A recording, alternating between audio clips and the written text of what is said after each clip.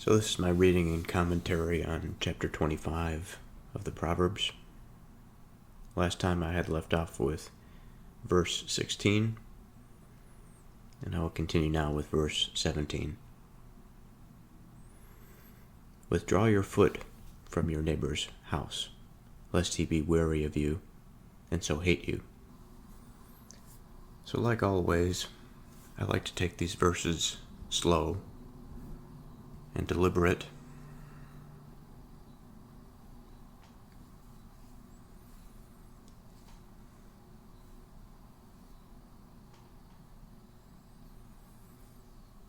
And usually I'll start by going over the first half of the verse.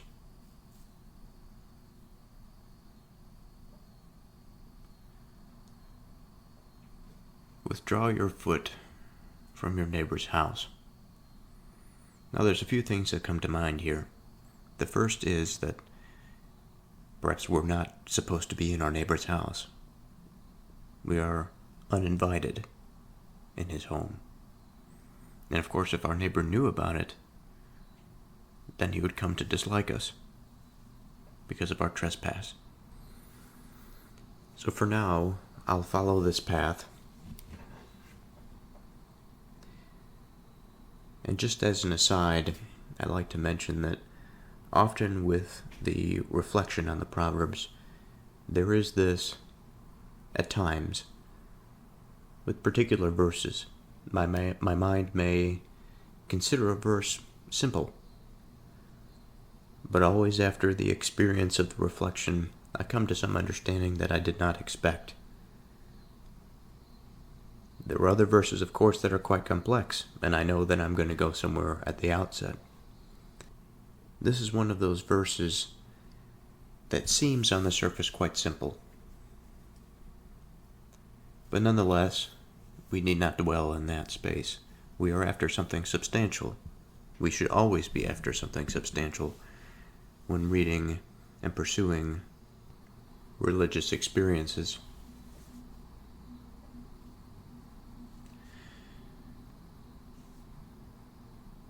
Now, the other thing that I would like to mention before I get into the first half of this verse is the Bible has this strange way of interweaving itself in the material world, using material analogies, using examples from the material world, material causality, with that of the heavenly domain, of the principled domain, of the intelligible domain, of the domain of mind.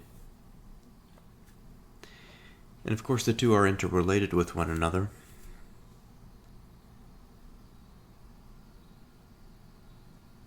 But it's important to have this in mind at the outset because it's easy to get lost in the physical interpretation of a verse. That is, I can read the line, withdraw your foot from your neighbor's house, and I can consider myself within my neighbor's home, literally, physically, uninvited. And I can imagine a scenario in which I am discovered, and I'm perhaps embarrassed. I have been found out. My nefarious intentions have been brought to light. Staying there is not enough. What we have to imagine is a sort of broader metaphorical landscape that helps us understand the bigger picture. So, withdraw your foot from your neighbor's house. Now, what's interesting to me is that a house, much like the human mind, is a combination of both the physical substructure, but also the overarching mental structure. Or to put it in another word, because the mental structure would explicitly apply to the mind, but in terms of the house that is independent of the physical structure of the house, maybe the home, we can say, this is a conceptualization. This is something that is a form. This exists in a formal realm, and it is not something that is necessarily found within the basic subunits of nature. And maybe that isn't even a good way to lay out the language of that landscape, but perhaps rather I should say that of our conception and our understanding of the material world, we don't often see purposes at the level of homes other than within our own experience. Now, to the degree and sophistication that we see homes, of course there are plenty of animals that build homes for themselves, dens and all sorts of elaborate structures. I think of beavers building dams. But I don't want to get lost in the minutiae.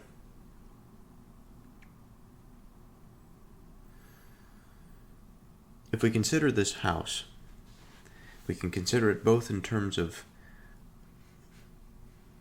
walking into a place and also mentally entering into a domain, into an intelligible sphere. And in this intelligible sphere, when we are walking into somebody's home, we are walking into an intimate space, a space that is reserved. There's a lot of beauty in the innermost confines of the home.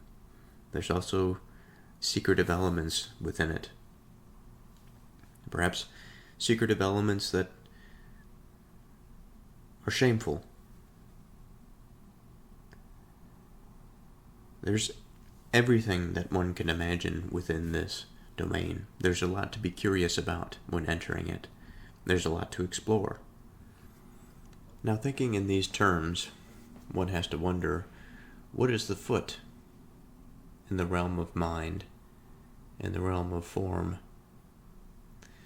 Well, the foot is something that we conceptualize in the physical sense as the apparatus, the extremity that carries us. It propels us.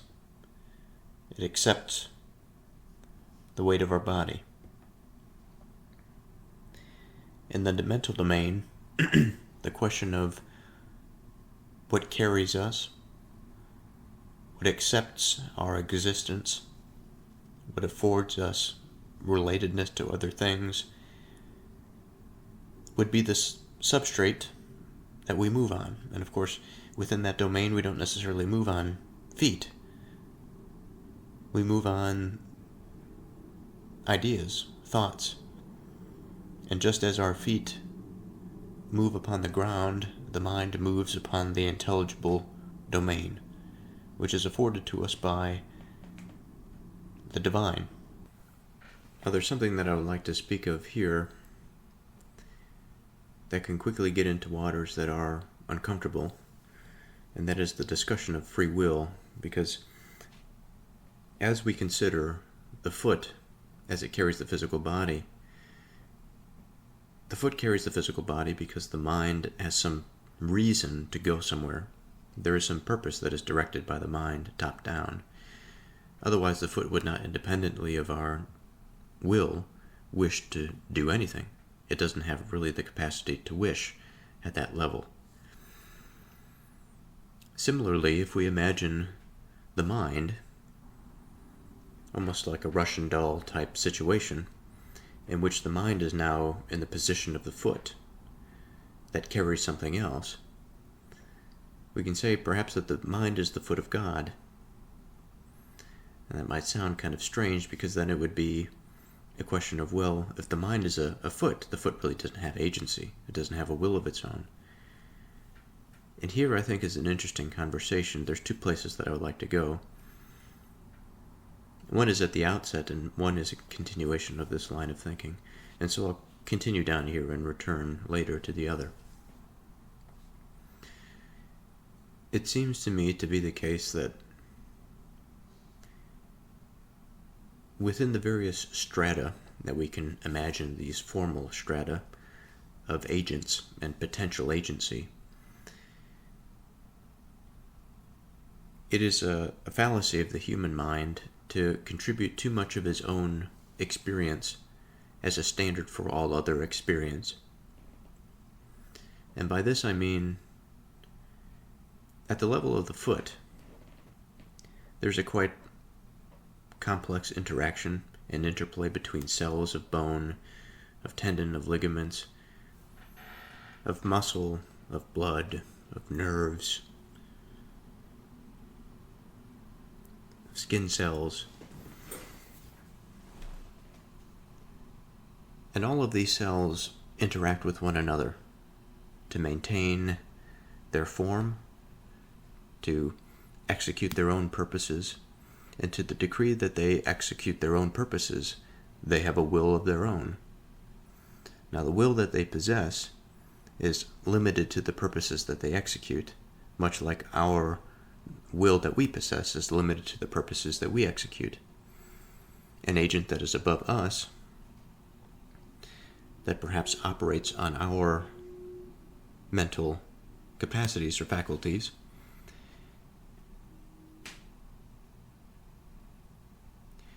is likewise then the product of their productive and purposeful actions and behaviors.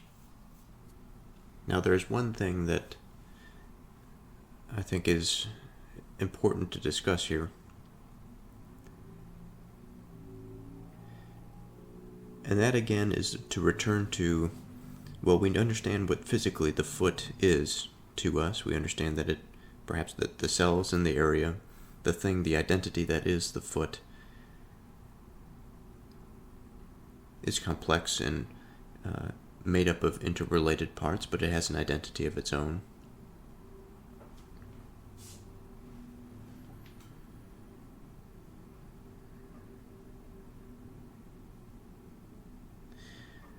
In a like manner, if we examine the mind, which is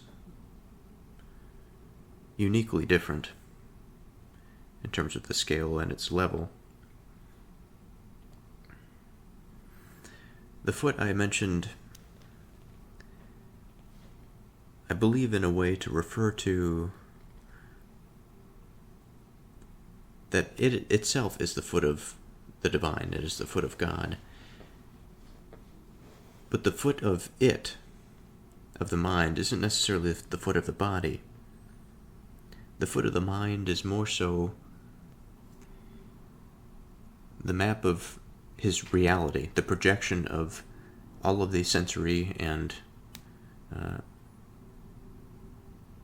memories and just general inputs and stored information and integrated information, genetic information,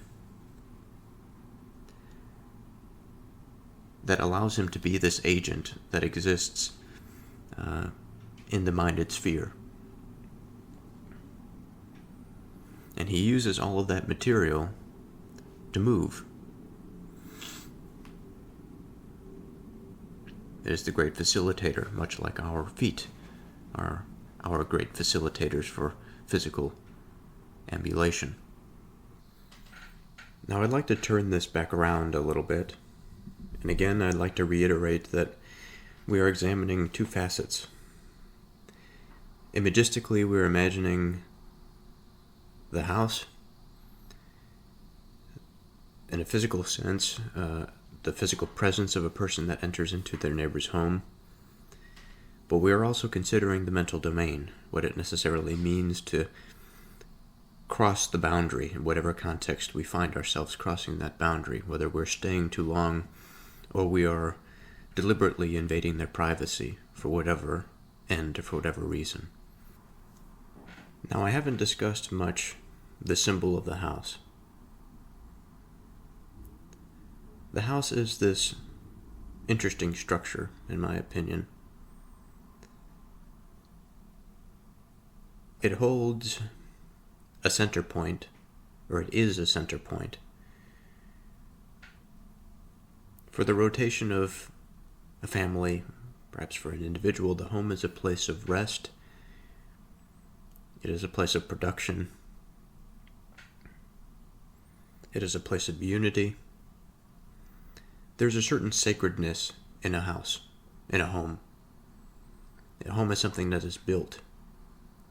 Of course, there are many ways in which a house can go bad. This is not necessarily what I'm thinking of here. I'm thinking of the purpose of the home, much like we can think of the purpose of a shoe. A shoe can get worn down, but of course, the whole point is to protect the foot, to give it support, etc.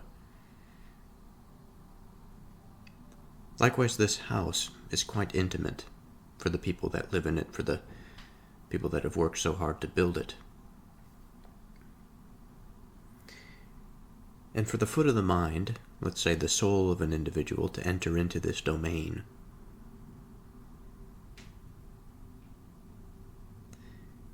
and now there's this willful agent that is within the home that occupies the same degree of agency as those that have built it, that have made the foundations in the principled sense.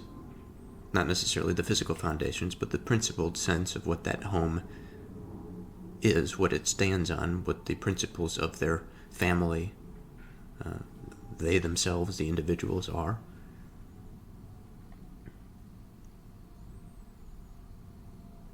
The soul that stays too long, I think, becomes increasingly intertwined with that axis. They begin to give it their own input. They begin to tinker with the principles that are in place. And I think all of us can appreciate what that might mean for ourselves to enter into a house of somebody that we don't know all that well, and not all of a sudden, very rapidly, we are integrated into that structure, the familial structure. And if it is unwanted, or if it is extended beyond the proper context, that it doesn't happen in due course. It is either it's forced or it happens too quickly where people cannot adjust, and then all of a sudden the character of the house begins to change. The hearth for which people of a particular home, a family of a particular home, they came to for comfort, reflection, rest, for prayer. Now it is a place that is changing. It's different. It becomes chaotic in its difference.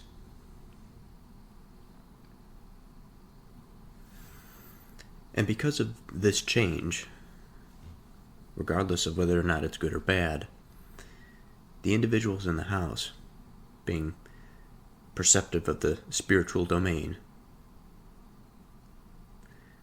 will become weary, and the feelings of hate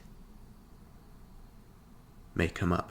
Now, hate is an interesting word. I'd like to get into the word weary, but I've gone into a verse to discuss the word hate in detail before, and it had to do with the discussion of the heart, and about the heart being not necessarily the arbiter of reason, but it is something that can appreciate truth, has a degree of agency of its own. It is something of a factory that produces our emotions. Oftentimes, what we experience is reason attached to emotions. And I think anger is one of those. We may call it an emotion, but I think that in order for anger to exist, it's directional in nature. Now, for it to be directional, of course, it can be precipitated by some external source, and not necessarily needing to be activating the awareness, the rational aspect of our awareness, I suppose. But then there's another aspect in my mind when I consider anger, and that there is something that is beyond just shock or the immediate acceleration of adrenaline given an adverse experience or event, like a car accident, for example. If somebody gets into a car accident, or they nearly get into a car accident, that rush of adrenaline isn't necessarily anger. It may turn into anger, but the initial feelings are arousal. They are base level. The anger comes when the reason begins to flood in. And now there is a strong relationship between events that have occurred.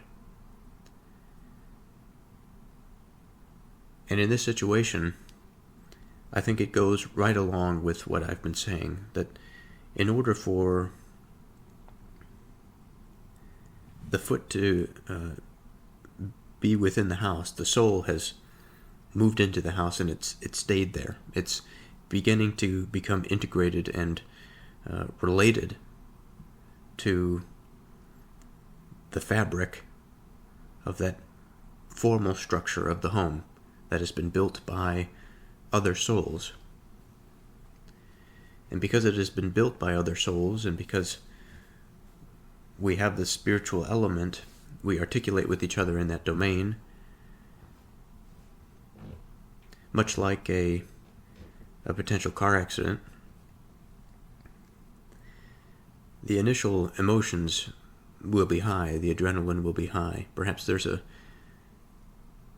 affinity for the particular base emotion for whatever reason. It doesn't appear to be bad at the outset, but then shortly after, given some time, then the feelings of frustration and anger come in.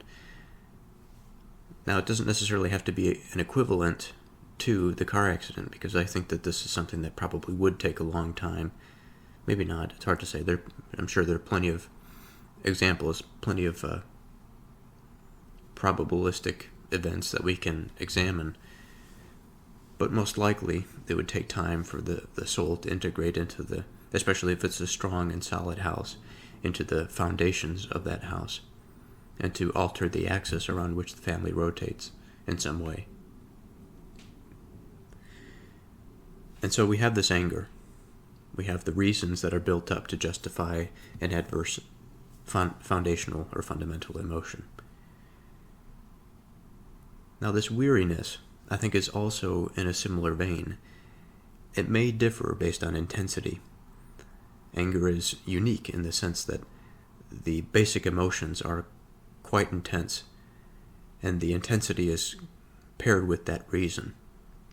Weariness, to me, implies an uncertainty. It doesn't necessarily imply that intensity, but it implies a mind that is wishing to understand what is happening. Now, I may be conflating two terms here, that of wary and that of weary.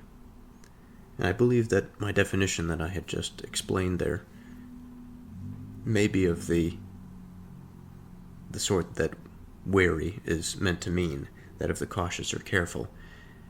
But the word that is used here is weary, which implies fatigue, exhaustion, a lacking of energy or enthusiasm. Now, in this situation, it's a quite interesting word to use, for it should be asked, under what circumstances, perhaps I could say why, is it the case that the owner of the house, or the participator in the house, is weary, given my foot is beyond that threshold?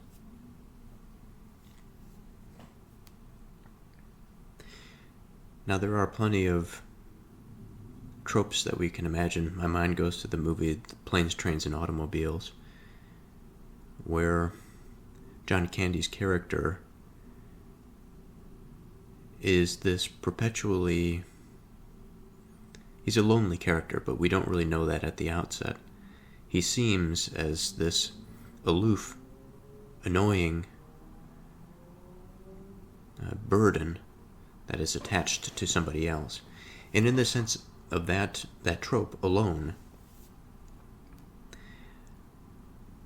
I think we can appreciate what it would mean to a person to be fatigued by somebody else's presence.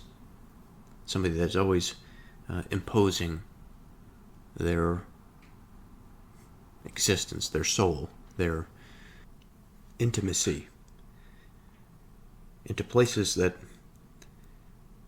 require a lot of energy to maintain or to establish relationships with. And here I think of a physical analogy of there could be any number of things, but any structure within the home. It could be multiple servers that one is operating within a home for whatever reason. And this requires a lot of energy. It requires a lot of power to operate. If there's only a finite amount of power, the operation of the system will be suboptimal. Perhaps there will only be aspects of the entire unit that is running.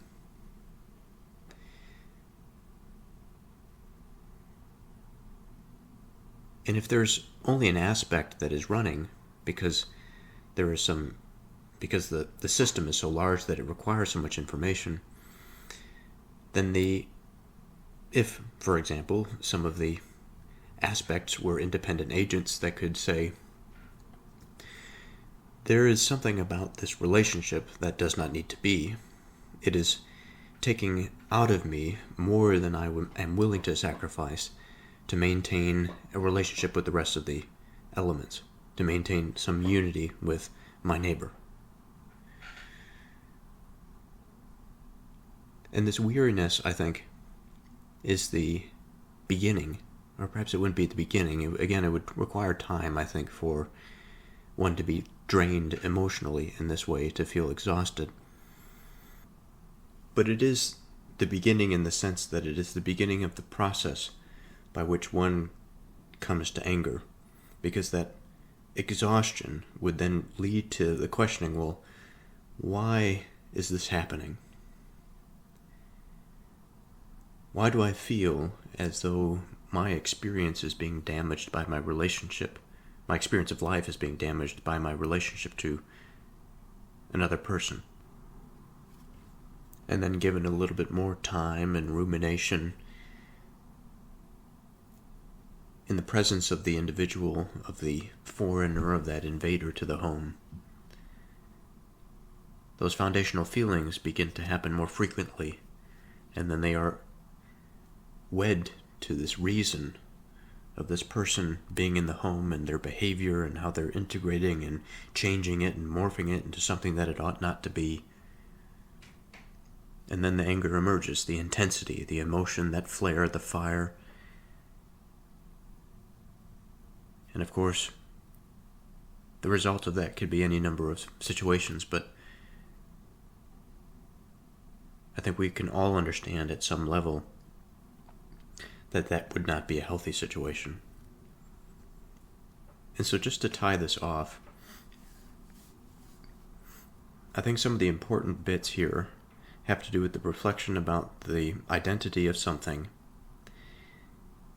the proximity of myself, if I were just thinking about my own experience, and my neighbor. My neighbor could be expanded into a few different things, I think. My neighbor could be a close relation. It could be, in terms of proximity, my literal neighbor across the hall from me.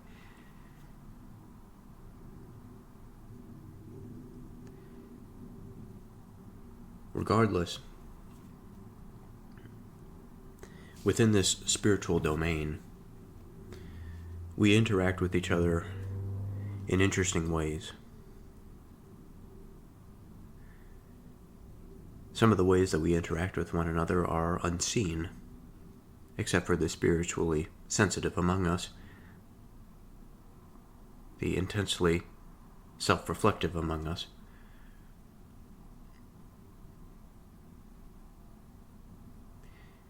That our lives and our experiences are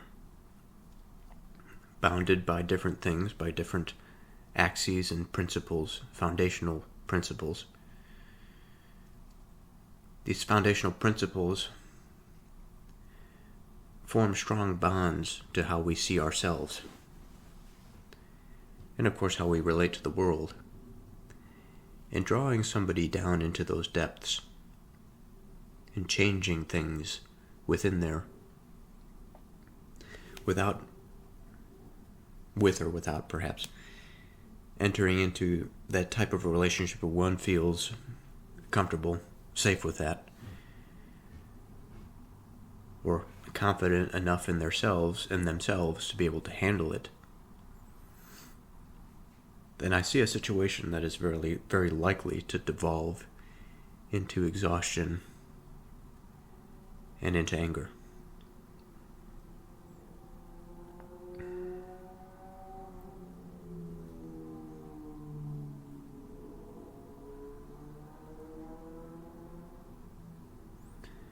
A man that bears false witness against his neighbor is a maul and a sword and a sharp arrow. So this exercise of going over the word witness I've done before in previous episodes. I think it's a useful exercise, and I'd like to do it again here. Now, if we examine the etymology of this word, witness, we have Old English roots, we have Proto-Germanic roots, we have Proto-Indo-European roots. From our Old English, we have the word witan, meaning to know. From Proto-Germanic, we have the root word wit, which again means to know. We have references to words that mean knowing, testimony. From Proto-Indo-European, the root wit, W-I-T,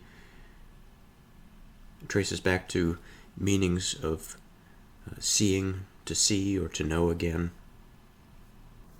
The meaning of the word witness in our more modern context means an attestation of the fact from personal knowledge. And so, in my mind, there's an interesting image that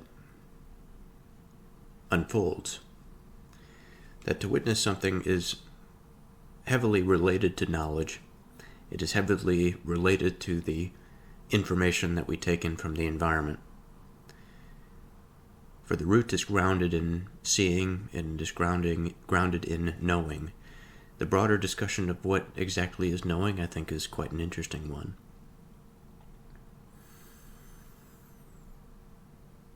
There are plenty of philosophical pathways to go down to discuss such a word as knowing.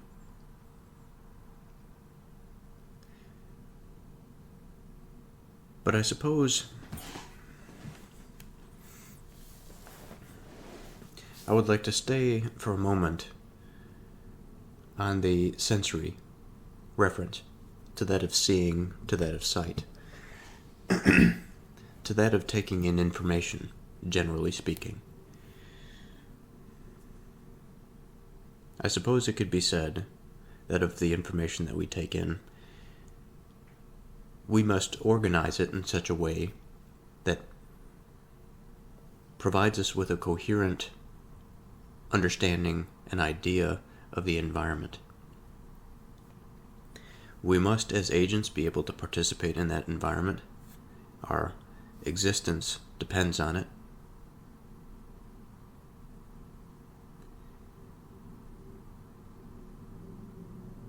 And so far as we maintain our physical existence, we maintain our existence at this plane, we consider it to involve things that are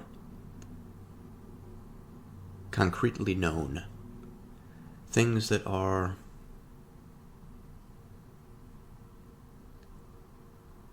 acted on as they exist in thought as something of confidence, that we can rely on a particular grouping of information such that our existence will be maintained by that understanding. And I think this is one of the fundamental levels of knowing, or at the very least it is a way of being certain that one knows something, if one is to be able to maintain themselves It is a strong indicator of an accurate relationship to the environment. I suppose, though, at another level, we could say that knowing doesn't necessarily have to be as complicated or as sophisticated as maintaining one's existence, providing for oneself, and all of this sort of thing. I can say that I know something about what I hold in my hand because of certain observations. I can give evidence to support that this object is actually in my hands. I can give evidence to the shape and the color of it, maybe less so the color of it, but certainly the shape of it I can manage. Of its texture I can manage. And of all of these qualities, I possess the ability to interact with it and take in the information of the object. In this situation, it is not necessarily dependent that knowing in this manner means that this object that I hold, I'm not even sure what this is, but it's a strange cylindrical object that has a flattened head to it, almost like a Phillips screwdriver. It's plastic and it's blue. It seems to have an arrow that is pointing to that flat head of this screwdriver-looking object. It is not a prerequisite for knowing that or I should say, it is not a prerequisite that this object is fundamental to my survival in order for me to know it. But it is something that possesses qualities that I am able to perceive, that I am aware of. And because of this, because of the information that I am aware of,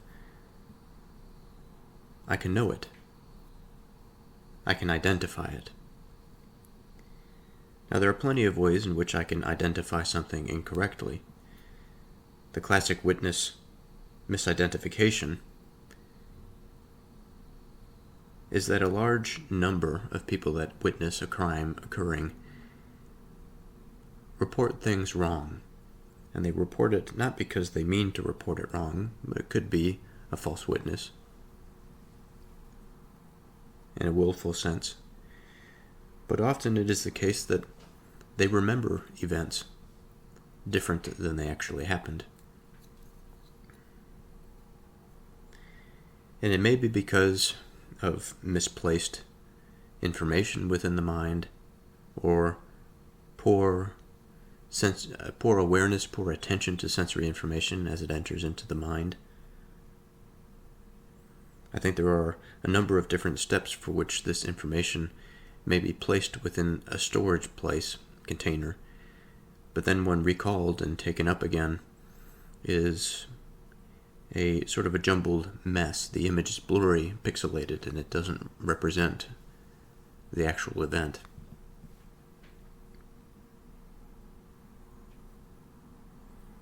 But then, of course, there are situations in which somebody that observes the environment and takes in information will remember a particular event that has occurred because of their properly integrated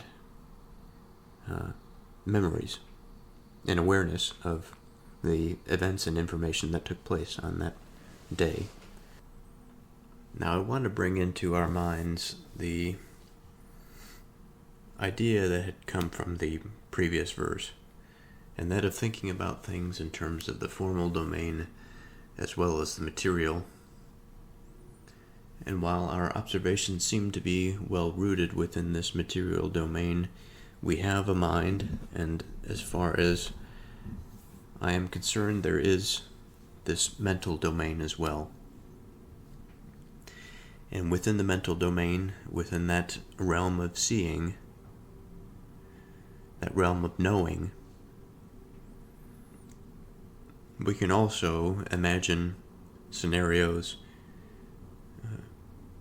pass judgments, and come to conclusions. So what does this place look like?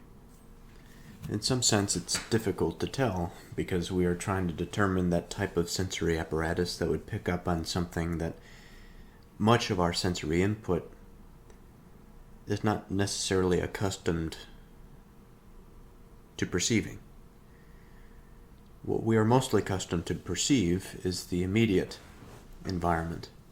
It is the material environment, because this is, again, the level that we participate in, articulate with. But the mind is such a bizarre thing that the power that it has to see beyond the material into the formal, into the realm of identity,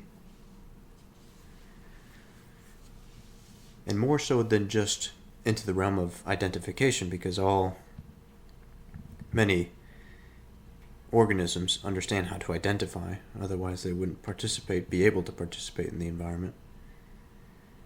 It is the way in which we identify things that we are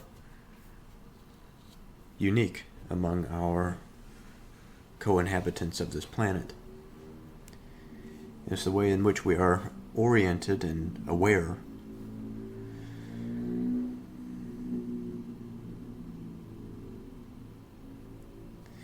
Now, to see something in the domain of mind, in the intelligible sphere, perhaps it's to see a pattern, but there are plenty of material patterns, and at some level this discussion becomes difficult because there is a relationship between the material world and the formal domain, no doubt. Now, I should mention that today is a new day, and thank God it's a new day, so I could disrupt that former thought. Not that I'm displeased with it necessarily, but that I think it needs to be stopped at that place. So I took a day off yesterday from doing my recordings, and I felt a bit guilty for doing so. And even today, I had difficulty getting my thoughts together, getting my energy up to read through this and to think through certain things.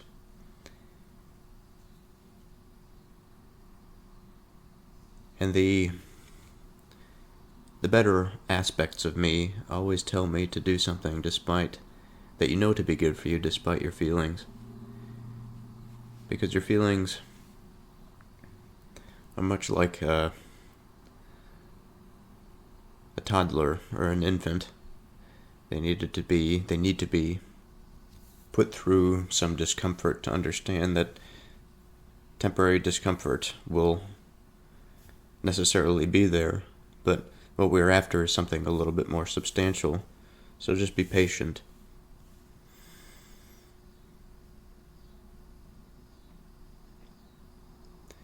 And so this matter of witnessing, I suppose there's quite the detailed path that one can walk down to try and figure out their perceptions. And surely that's a useful exercise. For after all, what we are after is proper perception as a religious group. But what I would like to do now is to shift gears and to talk about something a little bit different from the previous train of thought. I may come back around to it, discussing the witness and discussing perception. Of course, it's related, given that it's within the same verse, but I want to focus on the word maul, and also, maybe to a lesser degree, the other distinctions that are brought forth here. Maul, sword, sharp arrow. All of these comparisons are quite interesting, and they seem to point in the direction towards cutting something. For a maul is of an animal, to wound a person or another animal by scratching or tearing. A sword, and a sharp arrow. Both of these are designed to pierce the skin. And so with this image of piercing the skin, I want to discuss the broader verse.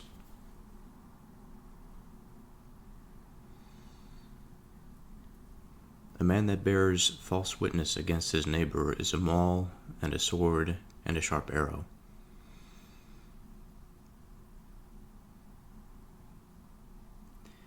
So now taking this image, we have our skin and we have some breach in it.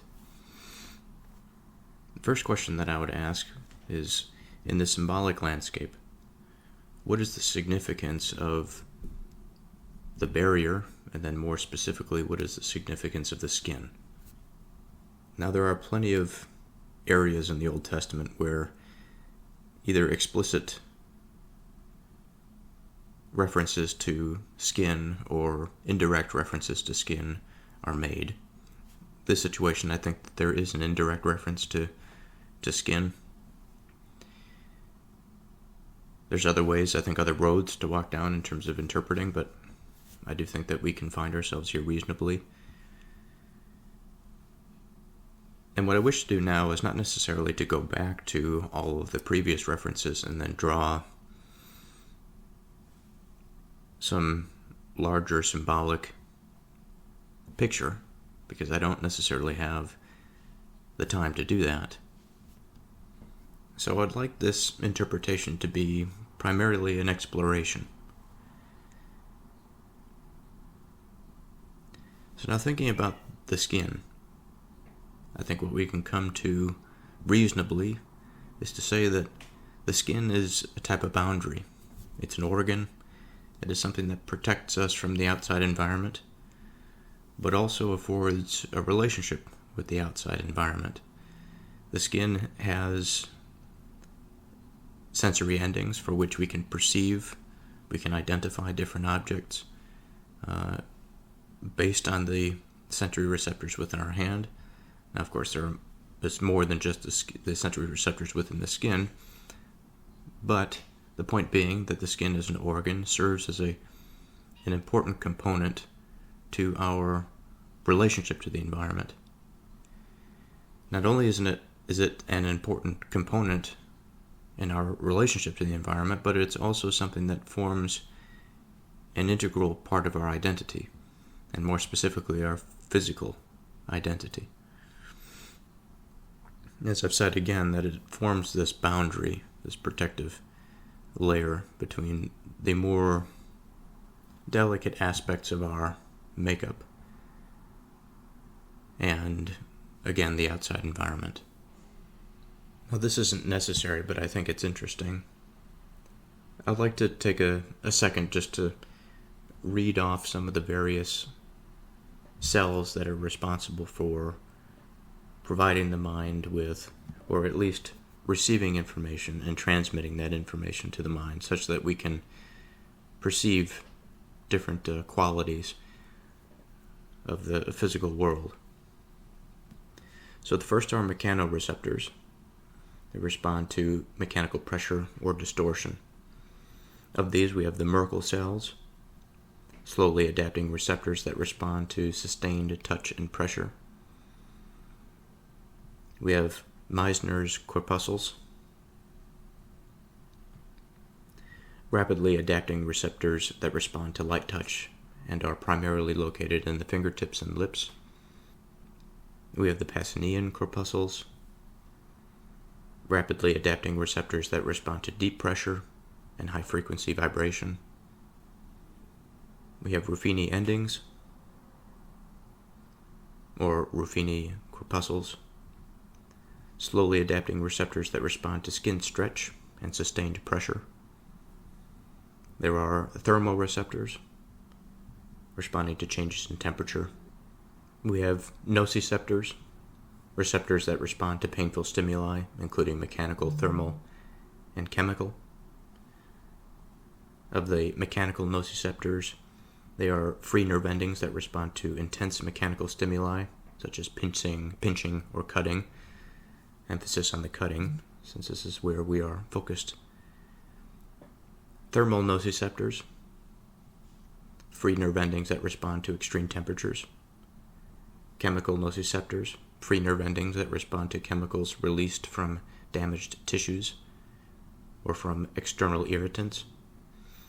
And then chemoreceptors, receptors that respond to chemical stimuli. And this is primarily chemical irritants on the skin. So I mentioned that just as an interesting overview of all of the physical receptors that we are sort of aware of on in the skin that bring us all of this information from the environment. Now, if we imagine a situation in which there is some breach for whatever reason, or some disruption in the function of our skin, we lose a number of things. In the case of the maul, or in the case of the arrow or the sword that would actually pierce the skin, we have a breach in that protective barrier. There's also the disruption of all of the different sensory cells that I had mentioned. Now, in this particular situation, I think it can be said that not all sensory cells will be impacted. In terms of nociception, our perception of pain surely will be present.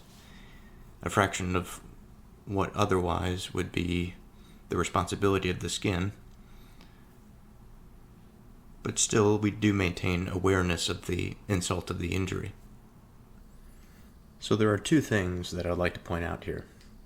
One is the decline in functionality and purpose of the skin, but of course this is an analogy that's meant to be placed over or on top of the original, or maybe not original, but the first half of the verse at the very least. A man that bears false witness against his neighbor is a maul. But particular attention should be drawn to a man that bears false witness. Because the false witness is the thing that cuts. And I've raised the question before, well, what exactly is being cut here? We're not necessarily thinking about the skin that is pierced by the sword, pierced by the arrow, or pierced by this rampaging animal, the maul.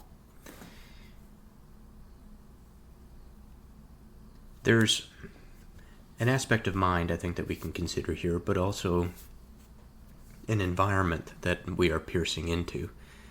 That intelligible domain that I mention often, the domain of mind, the domain of purposes, the domain of forms. All of these sorts of terms come to mind when I think of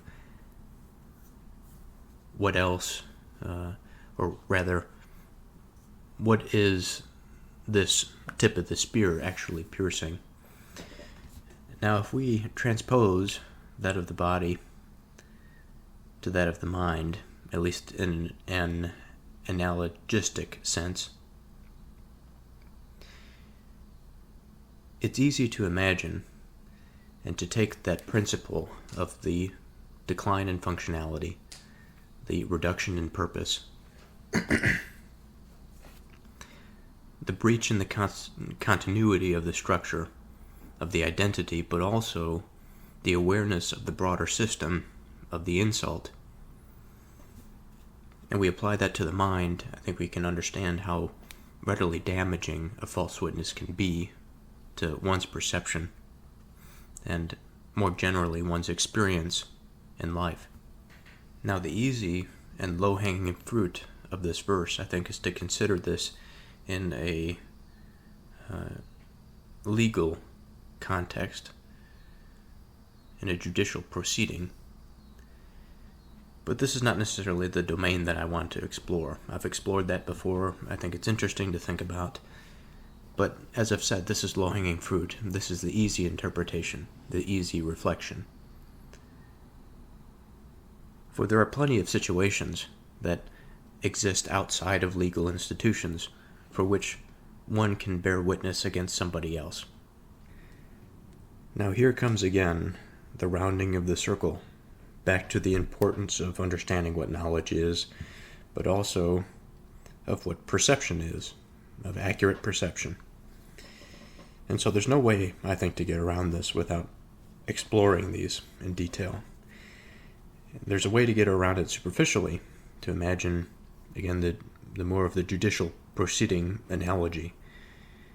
But that doesn't necessarily save us from the broader landscape or the broader map that I'm trying to envision or to lay out here, for which this verse would find a home.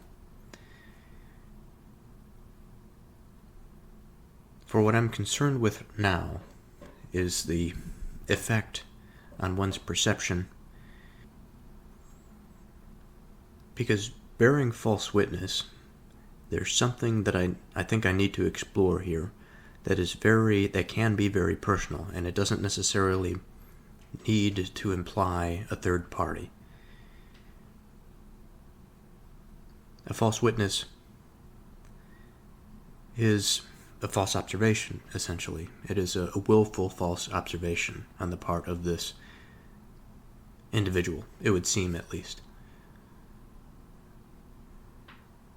Otherwise, the burden wouldn't necessarily need to be borne.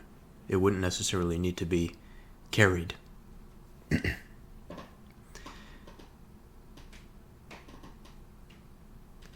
And by that I mean ignorance has a particular way of lessening our burdens, because what we believe to be true is what we think is right and what we think is true.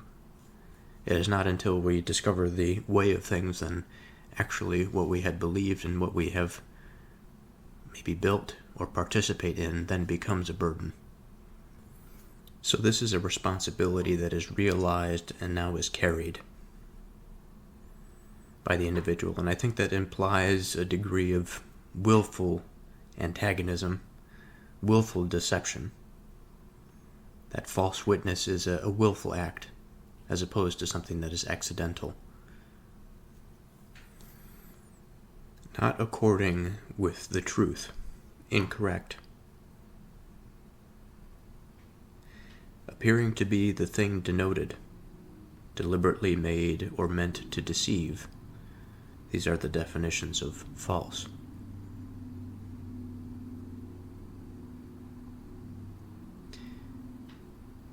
Now, if anything we know to be true, it is the degree that we can depend on our justifications for our judgments.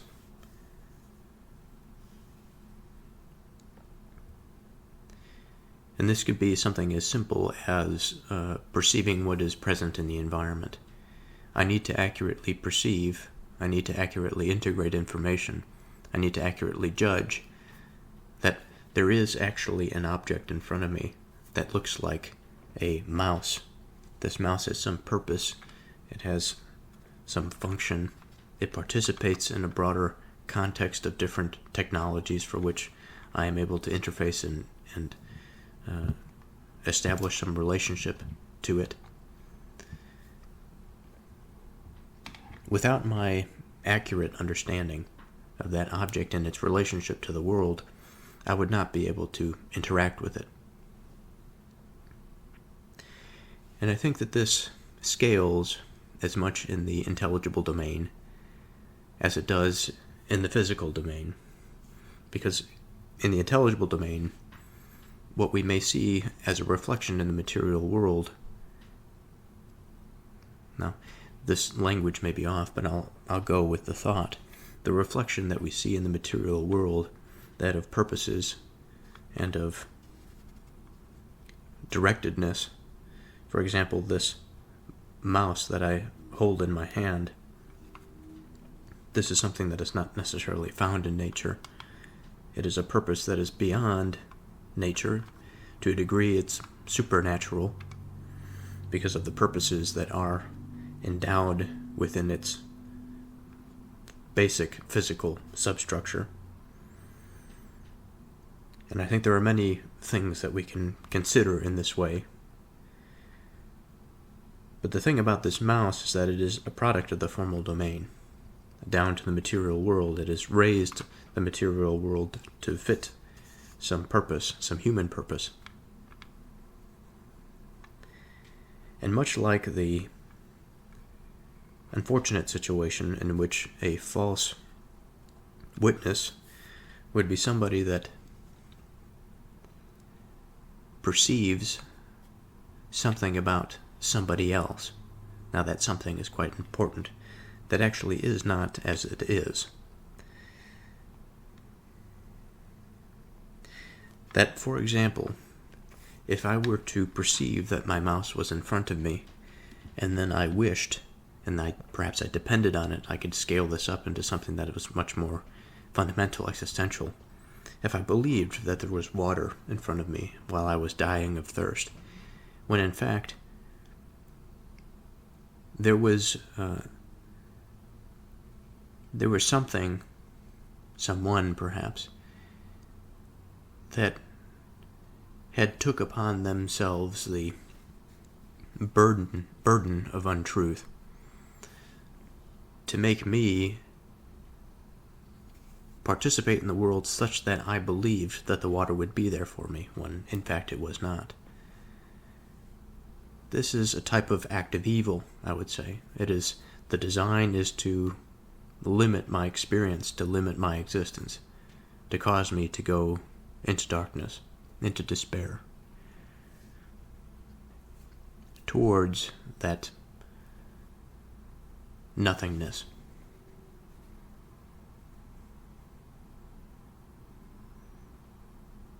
And so the question now is, to bring this back a little bit, what has been done? What exactly has been penetrated? And I would wager that what has been penetrated is my perception of reality, and that the insult now has confused my orientation to it such that I have a difficult time interfacing with it. Now, I think the witness can involve a third party, like in the judicial context, or in any number of situations that don't necessarily depend on that, on the institutions of jurisprudence, but it's not necessary. And in fact, I think that as we complicate it up into more than two individuals, the participation therein becomes quite strange. And although I've explored this sort of thing before, I think it's more interesting at this time to think about participation of two,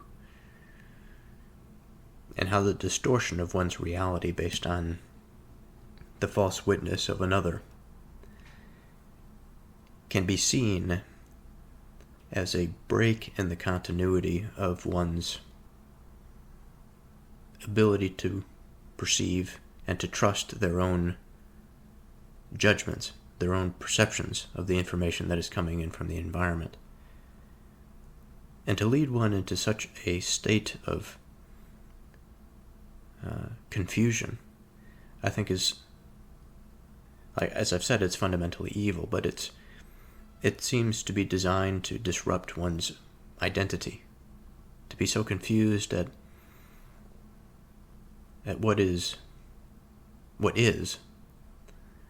that the being itself would get lost in that mire. Of course, this is quite an extreme case of a false witness, I would imagine. But there seems to be a lot of meaning in the potential that the false witness can bring to an individual. Now, the last thing that I would say about this verse is that there are probably some interesting symbols that we can separate out between the maul, the sword, and the arrow. Perhaps we can say of the arrow there is an implication of the false witness that is acting on somebody at a distance, From the sword, it's quite up close and personal, and from the maul, it is quite barbaric and inhumane. That the tender qualities that we associate with the sophistication of man perhaps is lost in extreme situations, like in cases of famine, for example,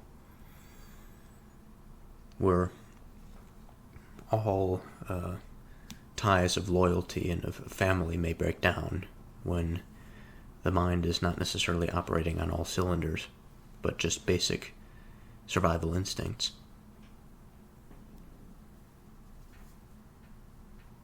Confidence in an unfaithful man in time of trouble is like a broken tooth and a foot out of joint.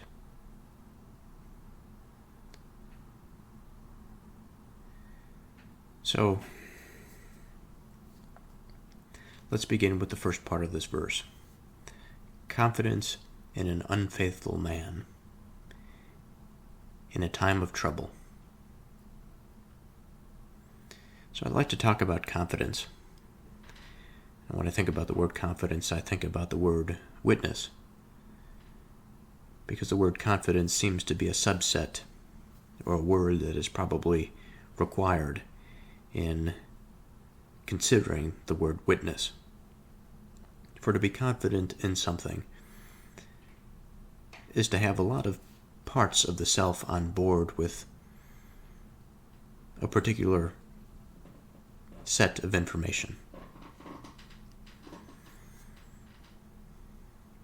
And when I say on board with, I mean that there is something about the information that is to be trusted. There's something about the way in which that information in relationship to other sets of information is provocative of a type of trust.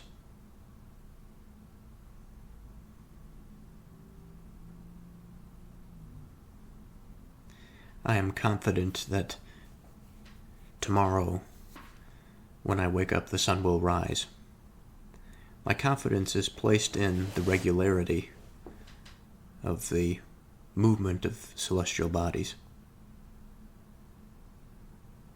That is the movement of the earth around the sun. I'm confident that tomorrow, when I go to work, there will be people there. There will be co-workers there. Partly I form that decision because of how regular the occurrence is. And over many, many days, many months, this pattern has been instilled in me. And it would be strange to expect otherwise. Of course, there are situations that happen unexpectedly. But to have certain things happen that are so out of the ordinary, this is not something that I would place my confidence in, because it's so unlikely. And that's not to say that unlikely things don't happen, because of course they do. So the Google definition of the word trust: the feeling or belief that one can rely on someone or something. Firm trust. The state of feeling certain about the truth of something. A feeling of self-assurance arising from one's appreciation of one's own abilities or qualities. So that would be a self-confidence. Of synonyms of the word confidence, we have trust, belief, faith, credence, conviction, reliance, dependence.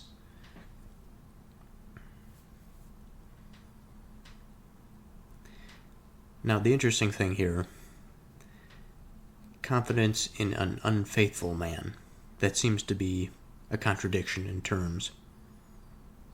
For what is meant by unfaithful?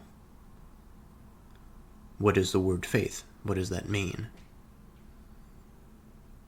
Now, this is quite a heavy-hitting term and topic, I would imagine. It requires some sophistication and some patience, time to consider it. For I have my own conception of faith. And I have to wonder, sort of as an aside, at the way in which my mind approaches problems, topics. I have quite a strange mind. At times it seems to be a strong operating system that can solve problems easily and desires to solve problems and to solve them well. There are other times where it seems to be weak, shies away from problems, becomes excessively anxious for no particular reason. And in these moments, I would have to say that there is a lack of faith in something. That my mind has the capacity to do good things, and yet for whatever reason, there is a disruption in its desire to do so. And in those moments, I would have to say that there is a struggle occurring between the faithful and the unfaithful of the elements within myself. And I will never say that I am not a faithful person, because I consider myself to be. But even among the most faithful, there are faithless moments. And I think it is to the degree that we come and reconcile and reflect on these faithless moments that we become more in tune with what the word faith actually means. For when I am doubtful, it may not necessarily be an explicit doubting. It is not something that occurs within my mind that says, you may not believe that there is some transcendent reality beyond your immediate perception.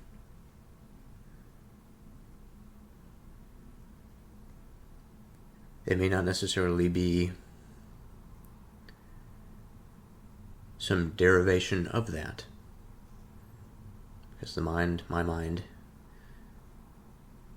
is fond of imagining plenty of different scenarios for which the world that is unseen can actually present itself to be.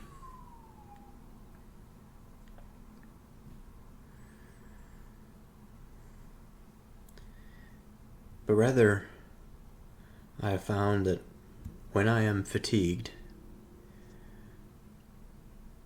or even in the absence of fatigue, when the mind just does not necessarily feel up to the responsibility of existing, it would seem that there is this desire, by almost an agent beyond my understanding, that wishes it to just exist at a lower level, to be something that the current mind, the mind that I believe that is speaking now, would not recognize and would not wish to be. And the question that I've asked myself often, what is this thing? What is this foreign element that seems to be lodged within me? Is it a memory? Is it an event? Is it a traumatic experience? Has something formed a gateway for those spirits, those agents to enter into me and wreak havoc? And I've noticed that it is not just the unfortunate situations. I've noticed also that from time to time I have the opposite, more of the angelic type of experience, for which my mind may be operating as it wishes to be, but then it feels propelled by something that is beyond it. Now, I wish I could say that I had this experience more than I had the former.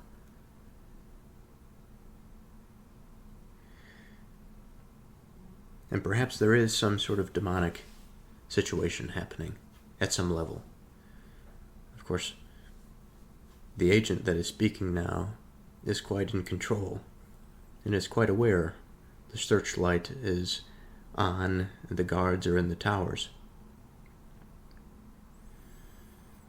But the thing about those agents that desire nothingness, that they appear so close to darkness that one would mistake them for darkness if they had just sort of glossed over the environment, mistaking them for nothingness. When of course they are the worst kind of something, the worst kind of poison that can infect the mind, that can infect being.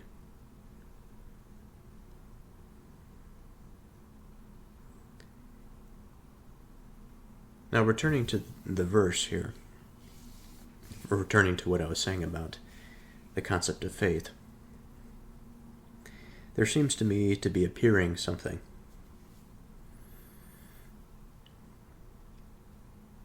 that at one level perhaps it would seem quite basic,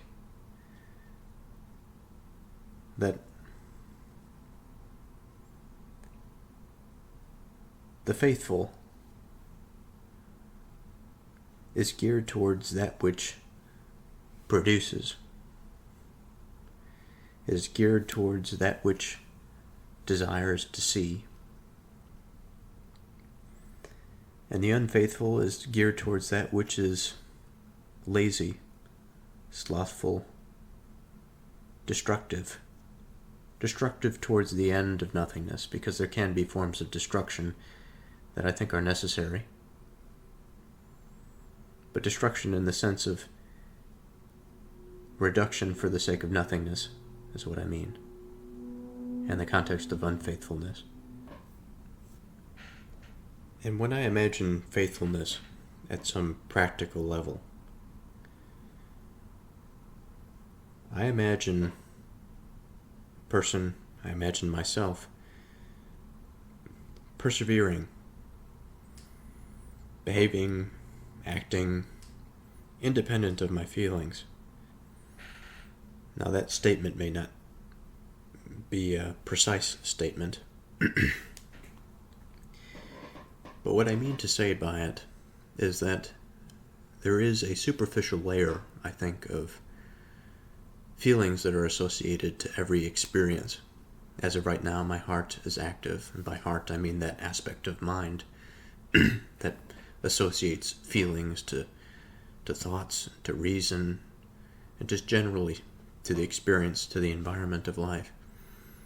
No doubt that there is a feeling that I get being in this room that I am in now.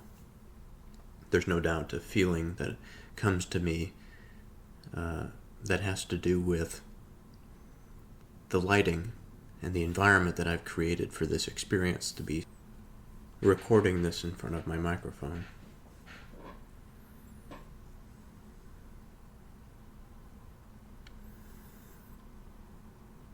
The heart is a sophisticated thing, there's no doubt about it.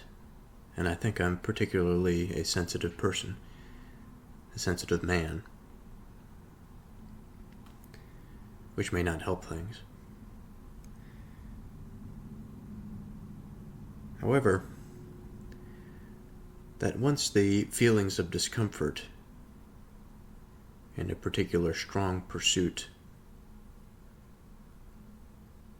are conquered by the commitment to something greater, to something more, to something good, then good things are achieved. Good things survive bad feelings.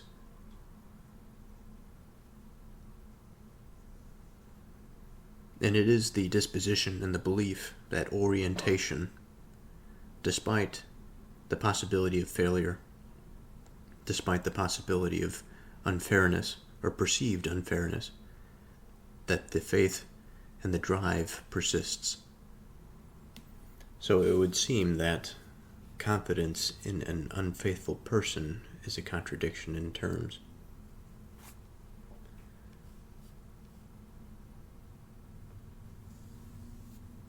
Again, this trust and belief and unfaithfulness.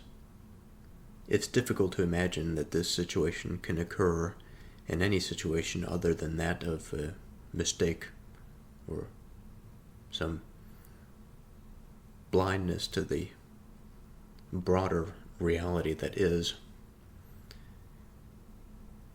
But as I think about it, there have been moments in my life where I think that this is certainly something within the power of the individual to accept unfaithfulness, to accept the ending willfully that has occurred before the will has a chance, or the will may decide on such matters. For it should not necessarily be the case that the will can decide on when one's existence begins and when it ends. That is beyond it. But for it to make such an unfaithful decision, for it to desire that darkness above anything else, for it to find comfort in it, and know that it is an eventuality, and that it approaches soon, is despairing, is anti-human, anti-existential.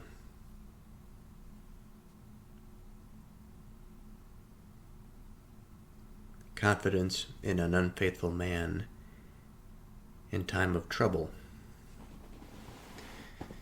Now, this added word, trouble,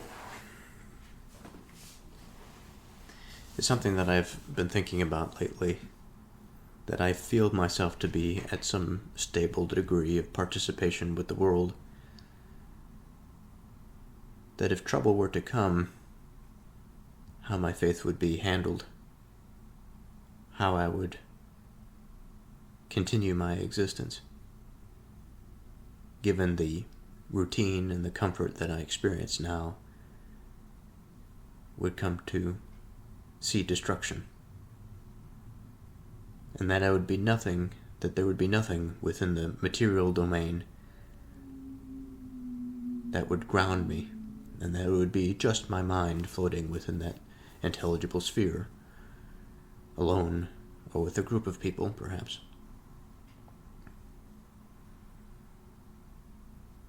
What would my faith look like? How would I reconstitute it? Would I need to reconstitute it? I think often of different situations that I've had, different people that I've encountered that have caused me to stumble in terms of my words or my thoughts, whatever. And there is a weakness, there is an unfaithfulness, I think, there. That the attention breaks so readily, so rapidly, under so little pressure, under such trouble. Now, I suppose there is some difference in the unfaithful man full stop versus the man that oscillates, but then eventually recovers his faith, giving a troubling situation.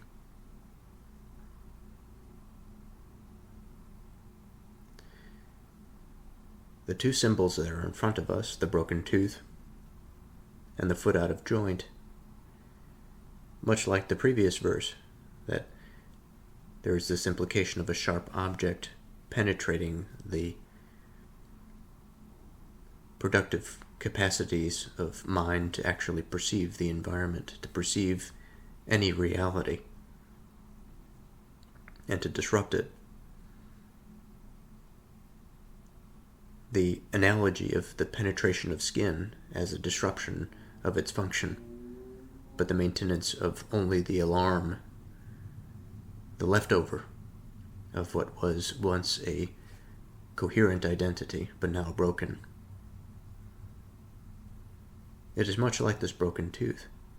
The tooth now is too painful and too shattered, too broken, to fulfill its purpose, to meet that standard of chewing the food, of breaking it down into pieces that would actually go down the esophagus.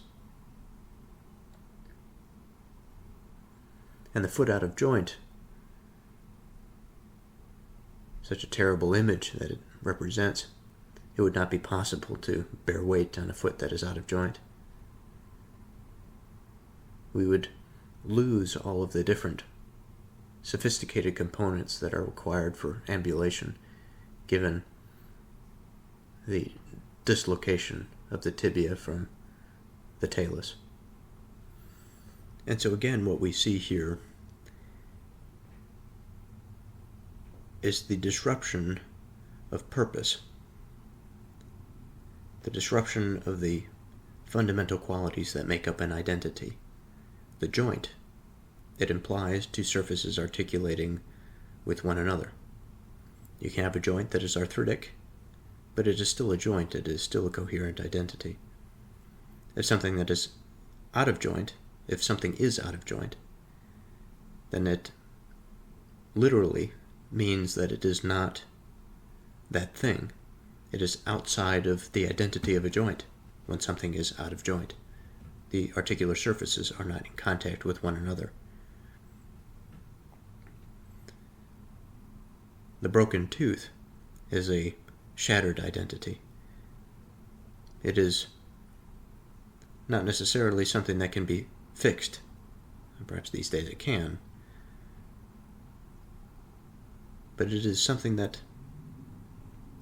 represents an identity that is broken into many pieces that can no longer be constituted into one coherent identity.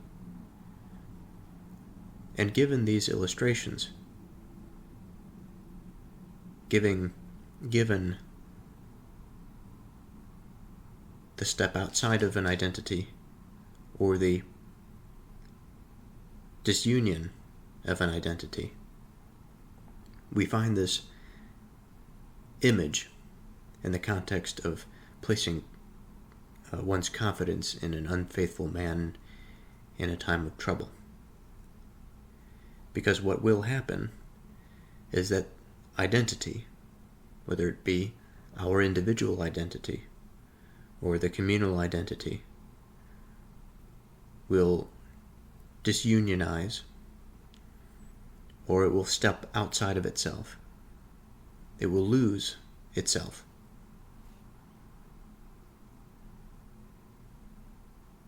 And that confidence, that trust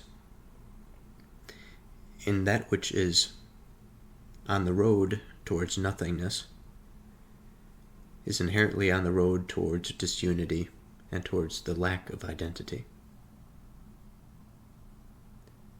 As he that takes away a garment in cold weather, and as vinegar upon nitre, so is he that sings songs to a heavy heart.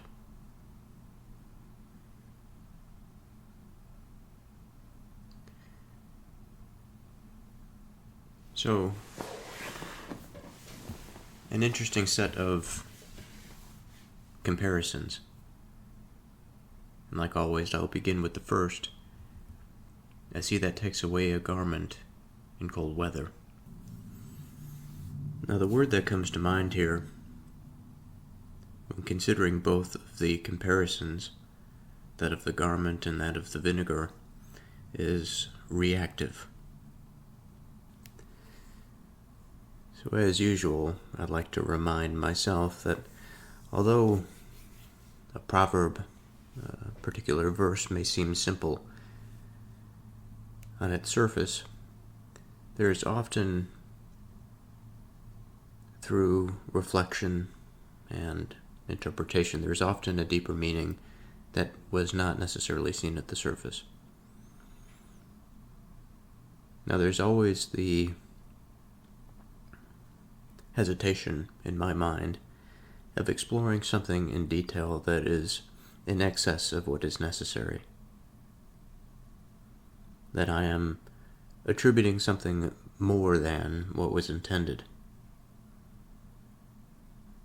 But perhaps I shouldn't think in terms of intent.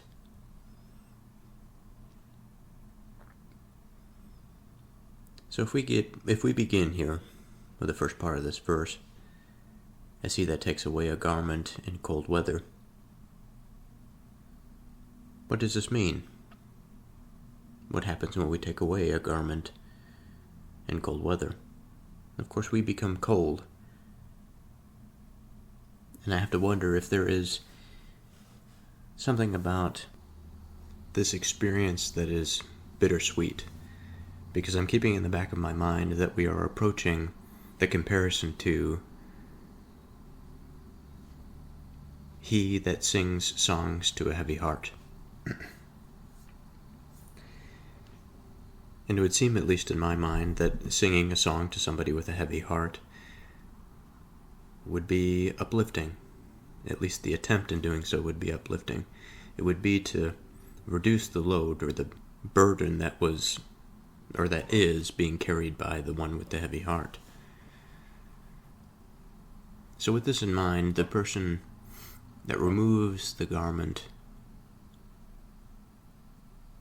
in cold weather seemingly would do so because they know they're making a sacrifice, first and foremost. They're putting something up of theirs. They're taking a comfortable place, a potential realm of security that is offered by this garment that provides them with warmth in the cold. They're putting this up for some purpose. Now the purpose is, when I read this the first time, it seemed to me a bit strange, because without the comparison, obviously, the sacrifice would just be for nothing. I think that there can be an argument made there that you can make the sacrifice to give up an article of clothing in cold weather to simulate or to accept some burden as a pious act, and then meditate one's way through the cold environment. People do this all the time with cold plunges and ice baths and this sort of thing. But to experience the suffering for the sake of suffering is not necessarily what we are after here, since it is a comparison that we are offering our garment, offering our security, such that somebody else would be provided with a greater sense of security. It would seem that this is the landscape that we are operating in. Now, the language that I've been using is not entirely fleshed out yet.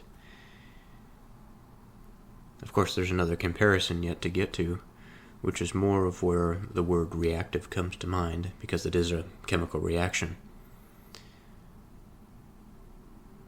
But to linger on this for a moment, to make sure that I've taken up the valuable bits of information from the first part of this verse, I would like to explore two topics, if I remember both of them. The first is going to be what the security landscape looks like, what it means necessarily. And then the second is going to be a slightly different way to view the expression that is being said here. As we imagine the man that is singing songs to the heavy heart, we are also imagining the possibility of the man taking away a garment of somebody else, or from somebody else, in a cold environment, and not necessarily thinking about it in terms of a man taking a garment of clothing off of his skin in a cold environment. So regarding the first, the security landscape, first the question is, well, how does a garment of skin provide one with security? Now, to a degree, it's an obvious answer. It provides one with a protective covering. It provides one with warmth. There's great danger in cold environments, especially in the ancient world when there wasn't readily available warm places to shelter. It took a considerable amount of time to start a fire and to be warm in a cold environment. Now, of course, I know that even in the time of Solomon's day, that the buildings must have been equipped to handle colder temperatures, and that they must have had stoves and everything to keep themselves warm. And so these pedantic elements, I don't think we necessarily need to get into, but the important bit is the boundary. It is that barrier. It is the border. We often are prompted to consider identity and identification. And in the Proverbs, I never cease to be amazed by the ways in which one can consider identity and understand how something is identified, what something's identity actually means, what our own identity means, and how we navigate things. And there are certain conclusions that I've come to, that identity outside of the singular, outside of that divine peak or logos, it is not something that can exist independently. For example, myself, my own identity, it cannot exist within a vacuum. It is always dependent on either some prior intelligible framework or a series of relationships that affords my experience and existence, or both. It doesn't have to be either or, because the intelligible landscape exists for mind to operate on, but also then the material landscape and the relationships therein that afford that existence, that same existence. And of the material world and of material things, like a garment that we would use to cover ourselves, they are wound up in purposes that are designed by man and other creatures, of course, and other beings. But in this particular situation, the garment is an extension of a purpose. That is an extension of some function. That is to keep us warm. That is to keep an aspect of our identity in place. Or we can say, much like a guard that watches over a city in a watchtower, perhaps on a city wall, for example, since we were thinking about identities and intelligible things, intelligible frameworks, and boundaries and borders. As the guard watches over the watchtower, they are providing a layer of security for the border. They are not necessarily a border in and of themselves. They aren't the singular identity of the city. The identity is formed of many elements. But they participate in that broader identity. And specifically, they participate in the formation of the outskirt, of the border. Now, the garment I view in not necessarily a complete parallel, but there is a degree of similarity between the two. That the garment is both on the physical periphery and also on the mental periphery, insofar as the mental periphery is intimately related to the physical periphery. And that extension, maybe we could say that extension of identity or existence, it necessitates the garment to protect one from the cold environment that would then threaten the identity of the individual. As he that takes away a garment in cold weather. So there is a way in which we can come to some understanding and say that one who takes away a garment in cold weather exposes what is underneath to a potential threat, to potential information that may subvert the identity of the system. It's a possibility in extreme circumstances. Or in milder circumstances, it may cause the identity in question, once the garment is removed, once the watcher of the city, the guard watch, has been killed or just removed, just as the garment has been removed, then it necessitates a replacement. It necessitates a series of steps to solve that problem.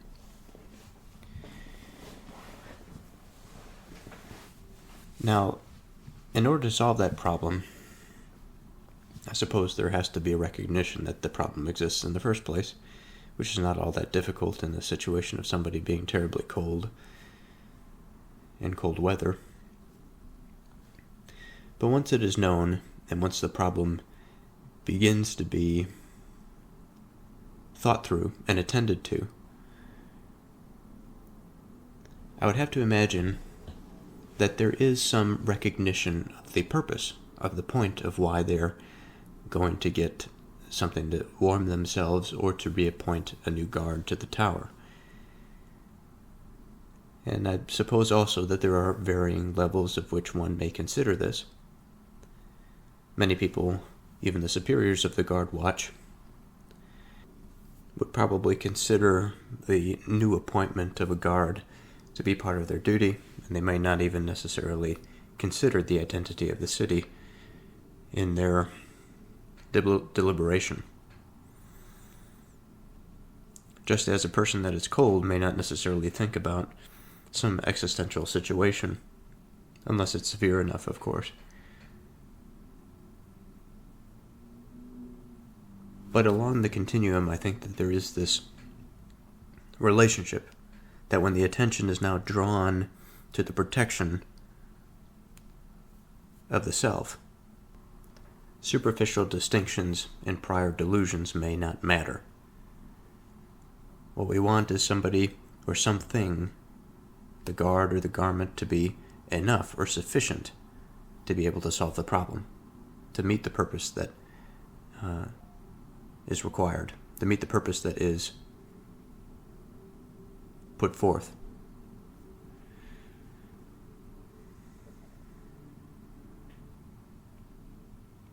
Now, the second thing that I wanted to talk about was the potential of this person, the person that is singing to the heavy heart, purposefully taking away a garment of clothing from somebody,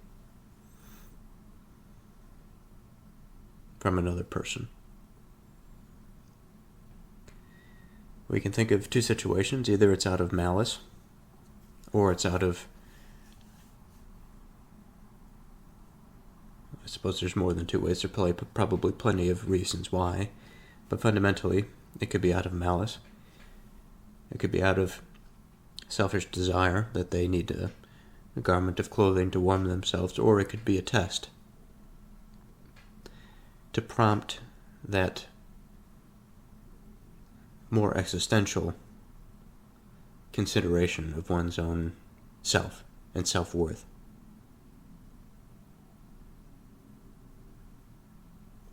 Now, the second comparison, as vinegar upon nitre, N-I-T-R-E, here comes to mind that word reactive, because it is a chemical reaction. What I believe is being referred to here is the vinegar being the acid reacting with the nitre, which is the soap-like substance that was used in ancient times, which we would consider as baking soda, vinegar and baking soda, or sodium carbonate. And when these two substances are added together, there is this bubbling reaction, fizzing reaction. And it's quite dramatic. Much like we can imagine removing a garment of clothing in the cold weather, it could be quite traumatic and jarring, to say the least. Another way I think this can be seen is that this reaction it's strong. It can be funneled in a number of different ways. One of the ways, surely, is in the jarring type of way, almost in the way of somebody being super sensitive to a particular topic, or somatically being sensitive after a series of injuries in which the skin is now super sensitive to touch, and that just perhaps the tag against one's skin may cause significant pain or discomfort. Now, this sort of thing is what amazes me about the Bible and about the Proverbs in general, because it's not necessarily right or wrong which path we choose to go down here. Whether it be the sensitized heart because of its burdens, because of its longings, its constant yearnings, or if it's the type of situation that is a test and that it is meant to re-solidify, reorganize, reconstitute the border, the boundary of the identity such that it remembers the importance of what it is. Now, I much prefer to go down that second road of identity. And it's not to say that the first is not a road of identity either. I'd like to explore both. But for the time being, I'll explore the second. First, I think we need to go into what it means to have a heavy heart.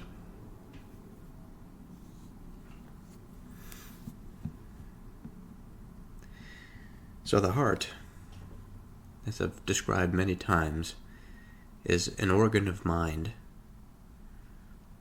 An organ of mind that is responsible for the seat of our feelings and our desires. I've likened it to something of an industrial factory from the early 20th century. An old red brick building. Beautiful. Perhaps it has a couple of smokestacks in it. But it makes these basic foundational emotions. The factory, the heart, the aspect of mind has a will, a degree of agency of its own. Void of reason, it is only a part of human experience, but it is a fundamental component of human experience. I think the heart can mature as much as the rational aspect of mind, and as such, its own agency, I think, can mature in the same way. We can feel our way through situations and dilemmas just as our reason can, and a mature heart can feel their way through interpersonal interactions, I think, more effectively than an immature heart.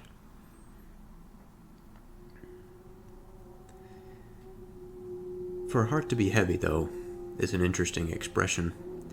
I've mentioned a few things associated with that of longing, that of this yearning for something,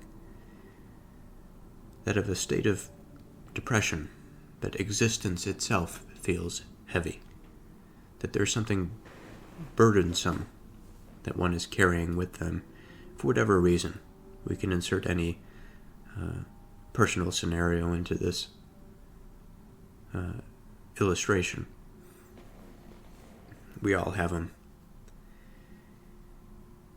And however large or small they happen to be, this burden on the heart,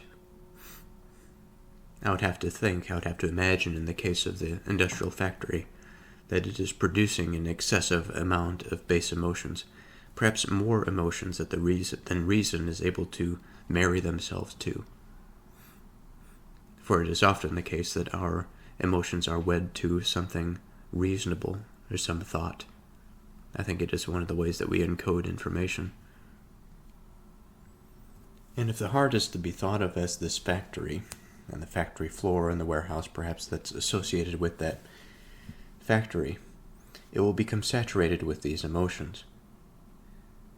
Saturation will bring this adjective to mind, this heaviness to mind. And in the broader market sense, there's so much of this product and not enough demand by thought or reason that we are then left with this existential feeling, the push into the unknown, the push that would propel us. It would propel our reason. It would propel our experience in life, surely, this heaviness. It does for me.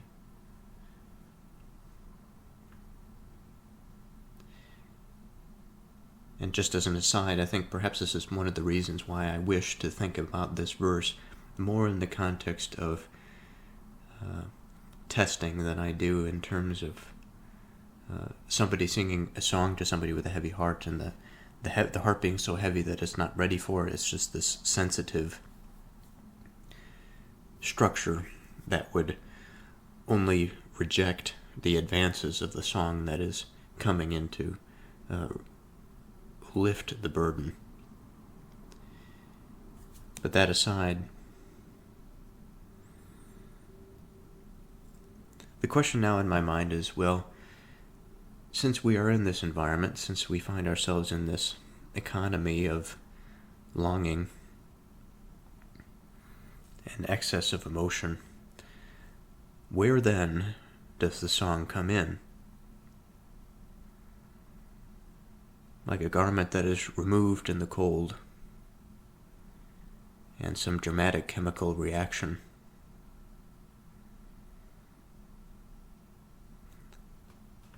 In this economy, what does it do to the product?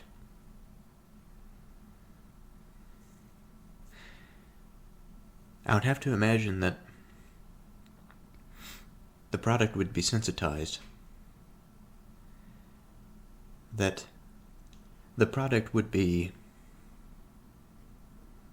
enhanced in the sense that the basic emotion that was produced is now exposed to a harsher reality.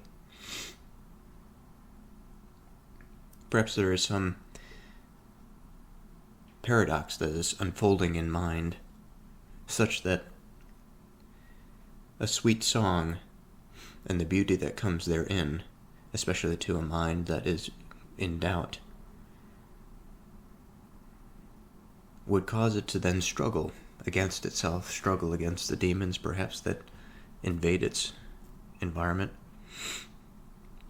This is one possibility, perhaps not the most satisfying to consider.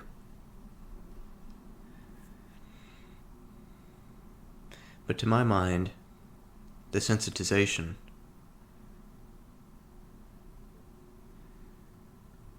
the chemical reaction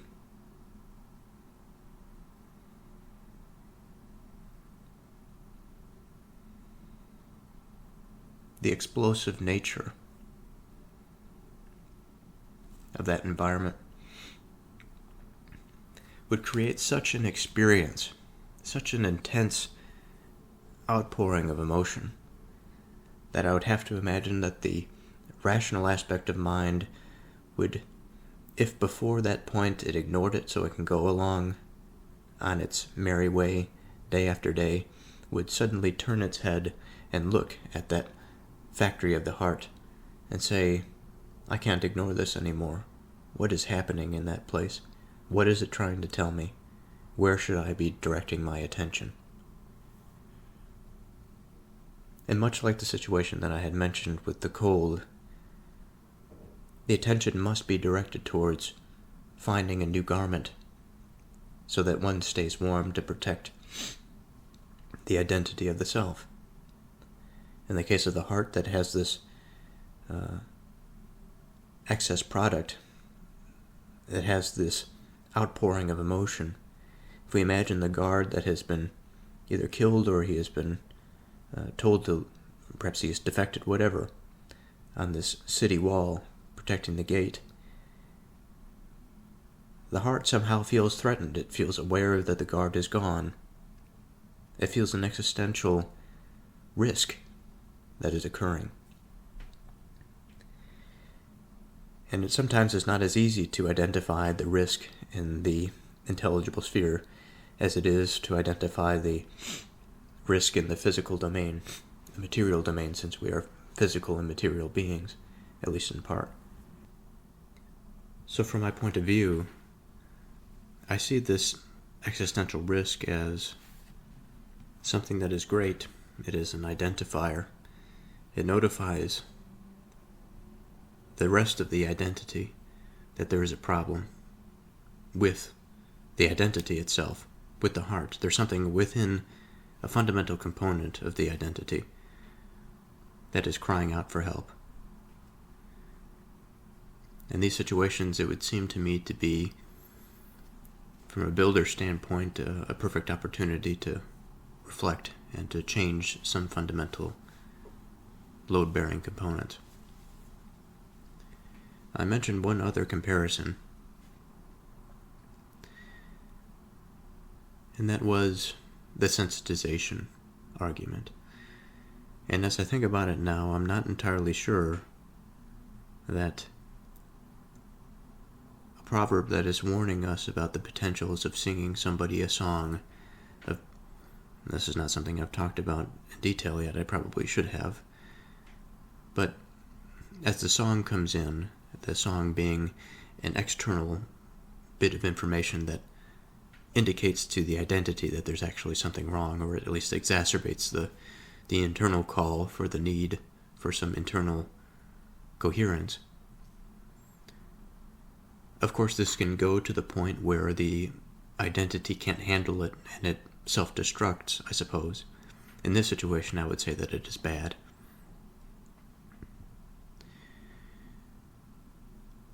But just regarding the sensitization of the heart, and by extension, the product of the heart, today is a new day, by the way,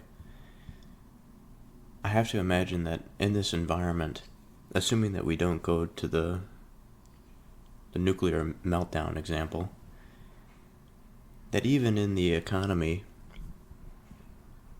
of mind in which the feelings, the desires, the products of the heart, even in excess, an excess for which the rational mind cannot necessarily attribute a strong understanding or identify some causal relationship as to why the feelings are so profound or so intense. It need not be like the market analogy. There doesn't need to be a buyer or a reason that satisfies the production, the supply. I think in man's case, given that he is open to this plane of existence, I suppose it depends on how far we want to stretch this market analogy in the economy of mind. But it would seem to me that an outpouring of emotions and an excess of supply when it comes to desire, if it is nothing but just a matter of direction and attention where that excess supply goes, then I can't seem to suggest anything more than that would be a blessing. Again, barring the inability of the identity to actually retain that powerful engine that is the heart. In either way, it seems to me to be a bit beautiful. Something so powerful that is innate to us that can actually disrupt the agent's conception of itself, throw off its axis if it is not able or willing to accept what it has been given, perhaps. A bit loose language there, but sometimes I feel this way. I feel that I have not necessarily been, maybe perhaps I can say it's a gift in a way, but it's not necessarily capitalized on in the way that I would like to. I am very aware of my sinful nature. And as much as I am aware of my sinful nature, I am aware of how much emotion that my heart seems to possess, how much it seems to produce, and how poorly my reason catches up to it. When it finds it, it's beautiful. When it's wed to a solid thought or belief, I'm thankful for it. But many times I find myself in the domain of feeling desperately in this chaotic environment.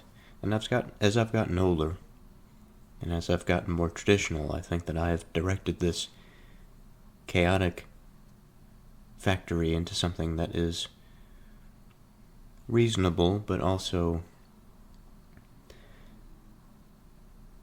not necessarily controlling. That the agent that I am accepts that this is how the heart will be, and that rather than find a cause for all of the emotions are as they are, and I commit myself to a type of faith, that I direct my feelings towards that which is good. And there are behaviors, there are activities for which, independent of my feelings, I participate in. And much like my understanding that my reason must catch up with my emotions, it is also the case that I find that given certain practices, I have established them through reason, and they exist independent of that emotion. And when I participate in it, and when I say to my heart, "You are a great feeler, but you also must submit to the other. You must submit to the reasonable. For you may not feel it at this moment, but what you participate in, or what you will participate in, is good for the future. It's good for the long term. It'll benefit you both, almost as if there's two poles to me, that rational, deductive, logical, causal side, and then the more emotionally driven side.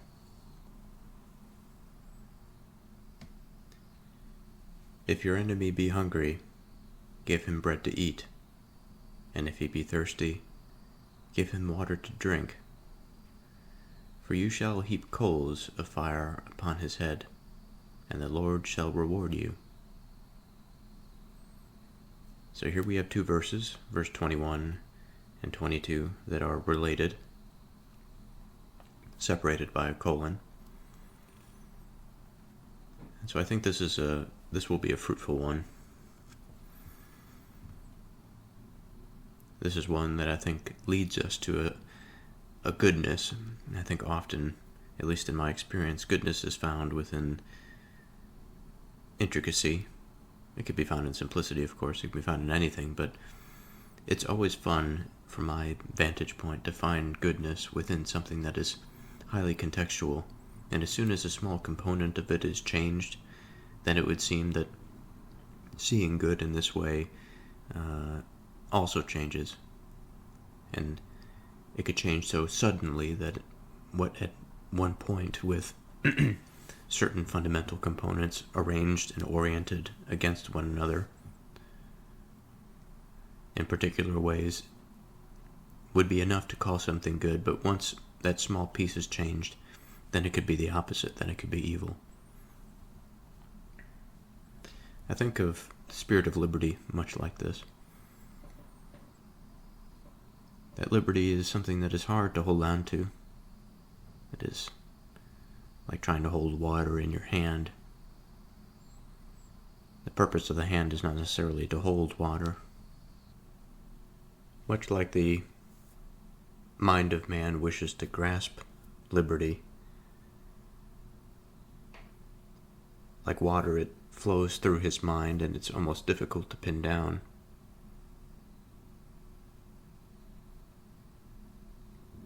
But in both situations, liberty seems to be fundamental to man's existence.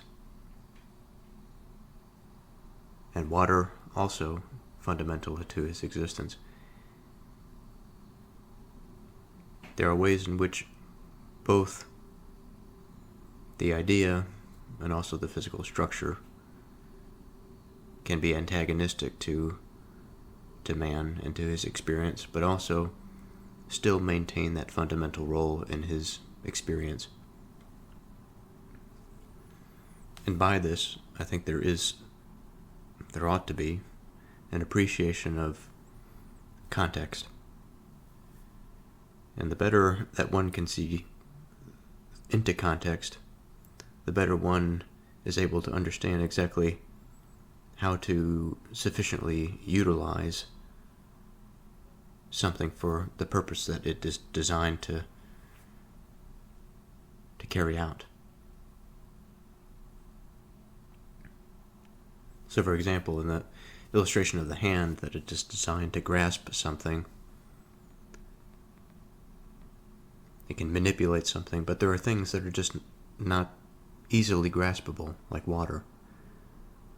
And so we find something that is easily graspable, and something that easily holds water, and then we have the ability to, by extension, hold water.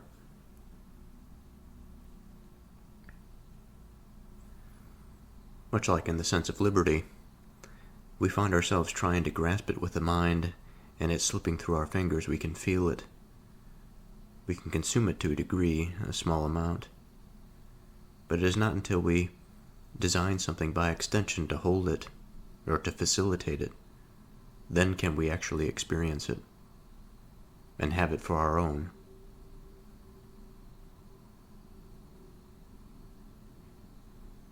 If your enemy be hungry, give him bread to eat, and if he be thirsty, give him water to drink. So let's begin here. I think a discussion about what an enemy is will be fruitful. So when I look at my life, I look at all of my behaviors, my interactions, the people that I know, perhaps the people that I wish I didn't know. I ask myself the question, do I have any enemies? And my first answer would be no. But I'm not really sure why the answer is no. Certainly there are people that I'm around that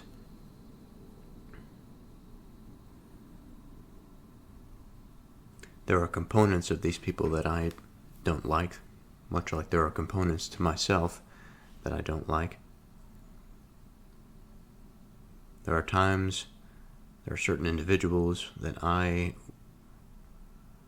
wish that I did not have to interact with. And yet at some level I know that because of my responsibilities, it is not an option not to interact with a particular person. And so because of this, because of that responsibility and the commitment to goodness, I find myself reaching for that broader principle that would allow me to sustain that relationship.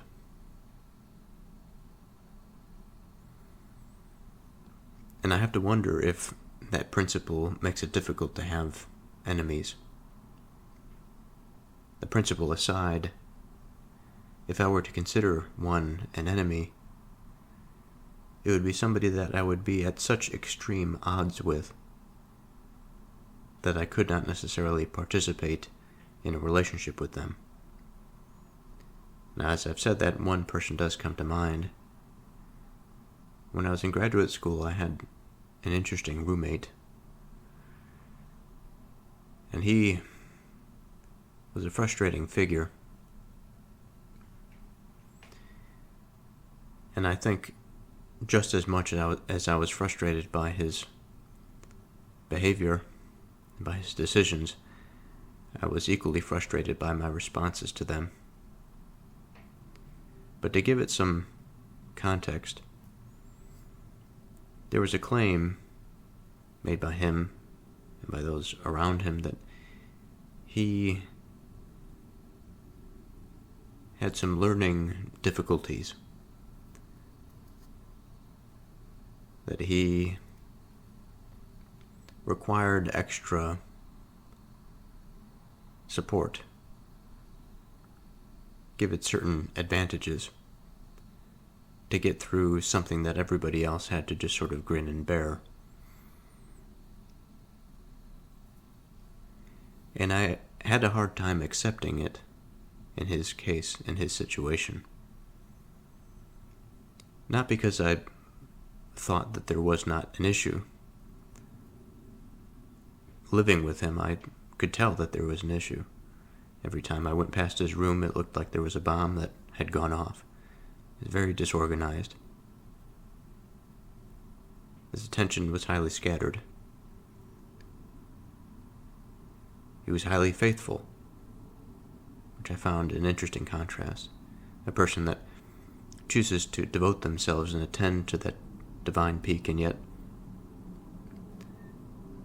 their lives, his life, was so disordered and chaotic. Relationally, organizationally. And every time I found myself passing a judgment, the judgment came back at me. And although perhaps I would objectively say that my organizational skills and my attentive capacity may have been a little bit better, there were always areas that would stick out to me, that would burn me like an iron, that would let me know that just as you judge him for this, you are deficient in this area. And despite having this understanding and this realization, it didn't stop me from committing certain acts that I am ashamed of now.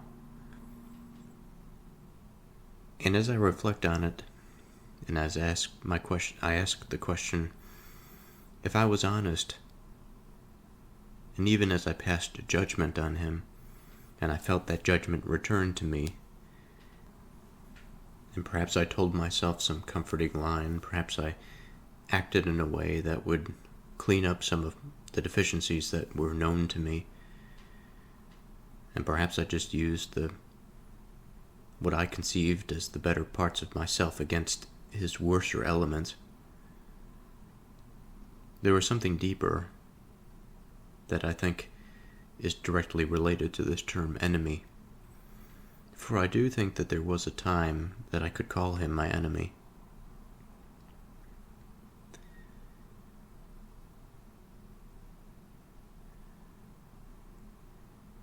His behavior instilled such a curiosity in me that I had invaded his privacy. And I was so curious at why he did things the way that he did things. I wanted an answer, but I didn't want to go through the pain of actually sitting down and talking about it. And to be completely honest, we had these conversations, but they didn't really seem to go anywhere. But I think they didn't seem to go anywhere because I wasn't strong enough to make them go somewhere. He was strong enough to initiate, and I wasn't strong enough to follow up.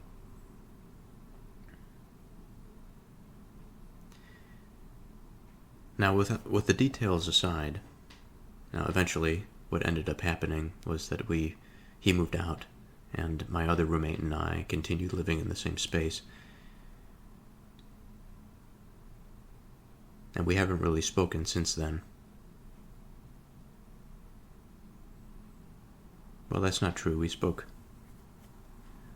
some, but it wasn't anything heartfelt. It wasn't to the point of the matter. It was more superficial. On good terms, to a degree. When we see each other, it wouldn't be massively antagonistic or anything. But anyway, the reason that I bring this up is because at the core of the matter, when I had betrayed him, whether it be in terms of that judgment or whether it be my behavior invading his privacy, or with my interactions with him, trying to pacify him such that I wouldn't have to confront the glaring issues that I have with his behavior. I think in those moments I was being unfaithful, I was being false, and I wasn't showing love. Now, love is an interesting thing. It's much like the term liberty that I had mentioned. It's a slippery thing, because love can be quite harsh in its application. But there is a certain subtlety and beauty that can accompany love that can break the seeming most difficult barriers, artificial constructions that limit our interaction. I won't speak on this too much more, but at the time, I believe that I had felt that if I had accepted the responsibility of developing a strong relationship with my roommate, then I would be in some way responsible for his disorder. And as I've gotten older and as I've grown, I think that exercise probably would have helped my own life. By helping somebody else, I would have, and passing judgments, I would have passed judgments on my own behavior. And I think I would have tried to correct them and squared away the loose ends while trying to help my roommate at the same time.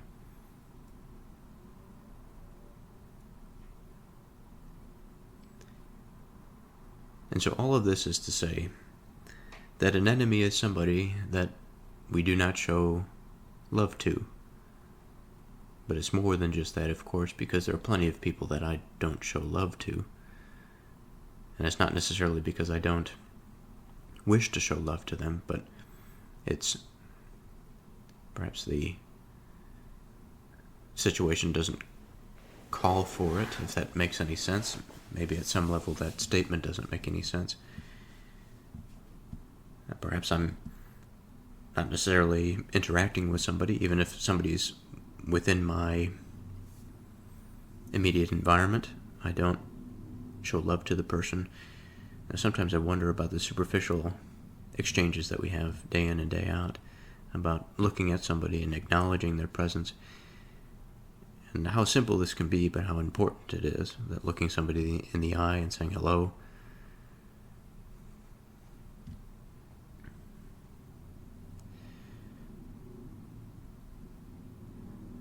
So I'm not quite sure. I think that there's plenty of room here to explore how deep that aspect of love and its communication to people, however minuscule it may seem, can actually go.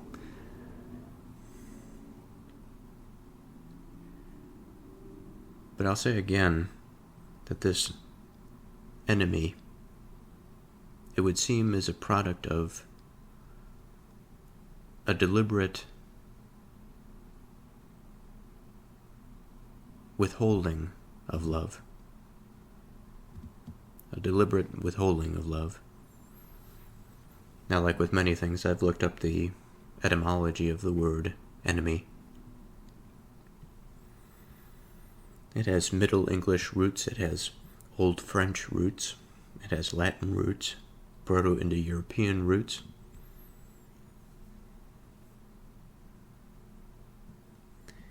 From the Latin, we have the word inimicus, meaning not a friend or against a friend, unfriendly.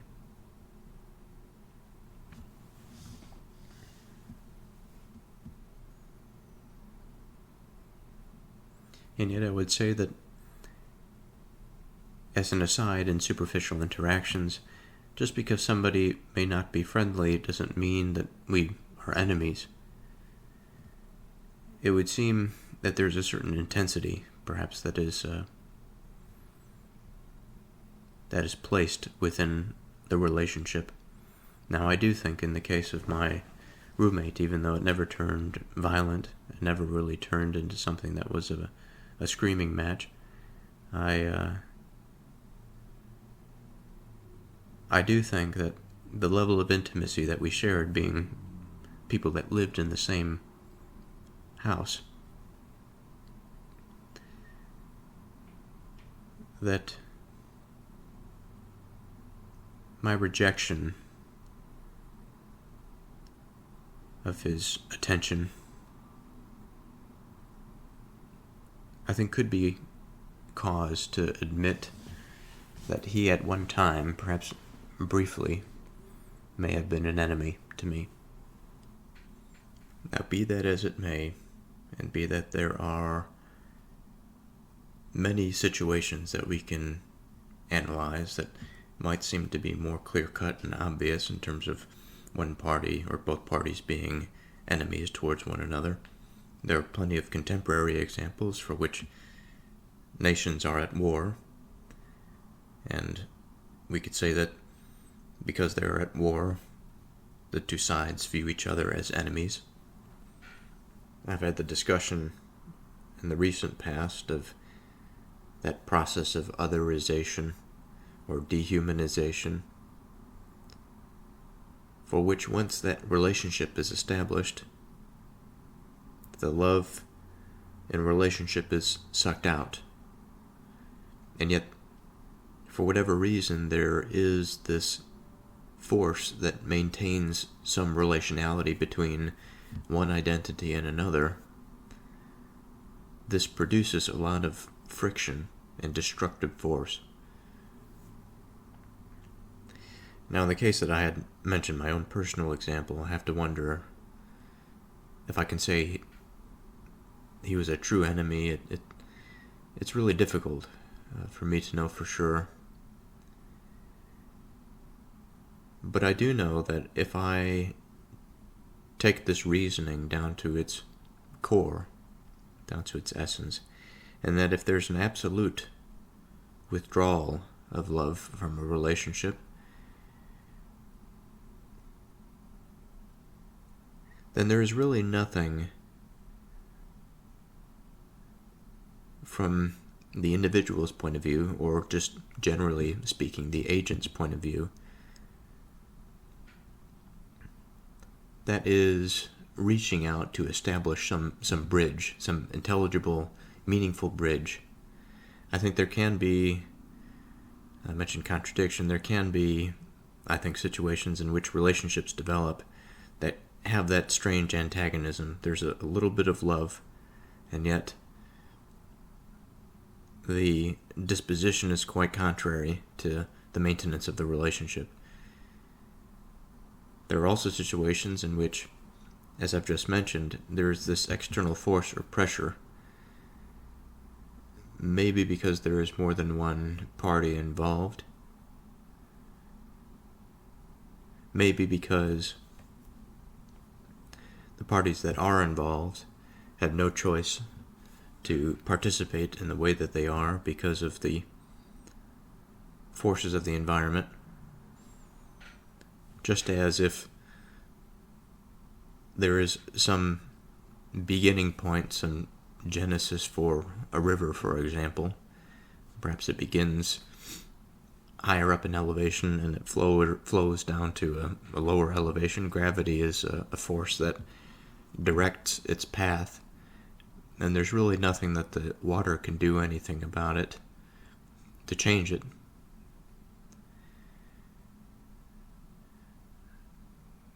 Now, I understand that this is a bit abstract in terms of trying to understand this enemy. And absolutes, I think, are hard to come by. True absolutes. Other than God, it is a difficult thing to reason through, because all things are related to a degree. And I say that because I wonder if this term enemy has a bit of a misnomer within it, or at least my characterization of it thus far has led to a misnaming. And that perhaps it is possible to have an enemy in which love still exists within that relationship. But one thing I know for sure is that contrary belief and the lack of willingness to promote the well-being of the other is at least a quality of a relationship that has gone astray. And the intensity of the emotion that comes from that, given that it is In the case of the enemy, that it is quite high is another characterization.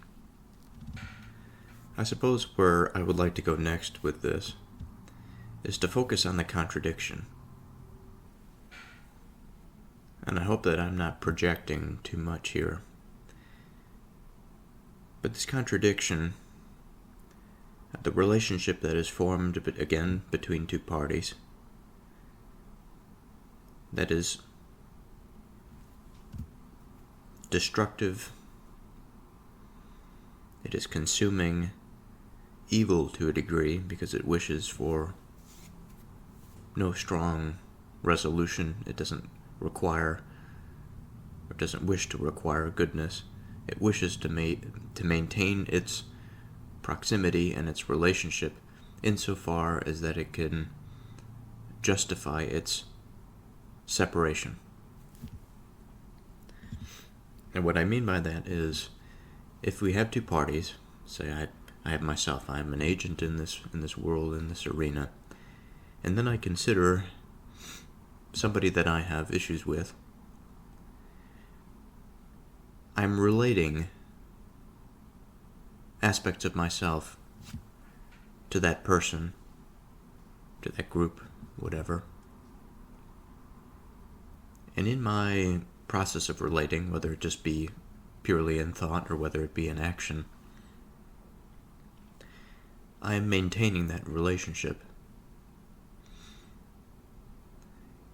And through my maintenance of that relationship, I'm effectively saying that I am choosing to stay here or to spend energy to transmit information, again, whether it be on the most basic of levels, being through thoughts or through actions,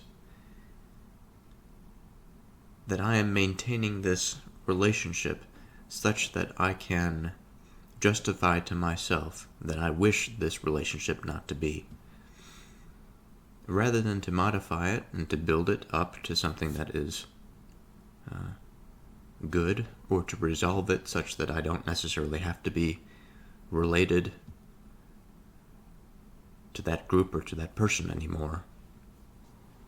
If we are to say that of a contradiction, that it refers to a situation where two or more statements, ideas, or actions are opposed to each other, making them mutually exclusive or logically incompatible. And then we bring into the mix that of a war that is happening now, the war between Israel and Palestine. We see, at least at the present moment, something that is irreconcilable. We have ideas in opposition, and yet they exist in such close proximity to one another, and for many reasons that one can identify, the ideas are intertwined.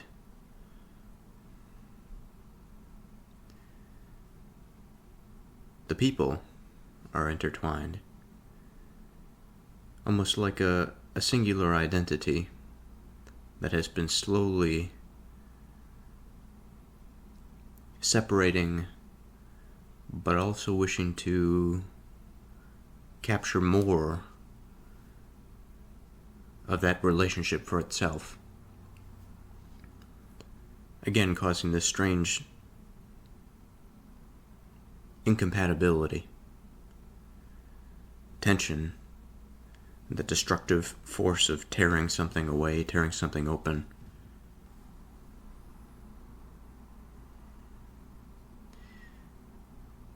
Now the remainder of the first verse here, give him bread to eat, and if he be thirsty, give him water to drink. I'm not sure that there is any rich symbolism there. There's definitely a meaning to the action and to the behavior. And if we are to propose the question, why give something to an enemy that is fundamental to their survival? why would we choose to do something other than maintain that relationship of contradiction? I think the answer is obvious. And the second verse I think is interesting. I'm not sure it's as simple as it seems on the surface.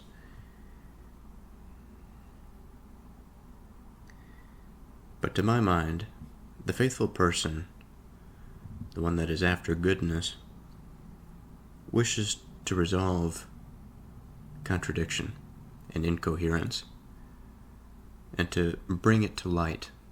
And by bringing it to light, we bring it to some degree of logical consistency. We resolve things that don't, or that wish not to, come into harmony. And that's not to say that absolute harmony is something that we can achieve in this life, in this existence. But it is the process, I think, the general goal for which we should be aiming. And by this harmony, by this maybe synergy we can call it, I wish to mean that, having in mind the war between Israel and Palestine,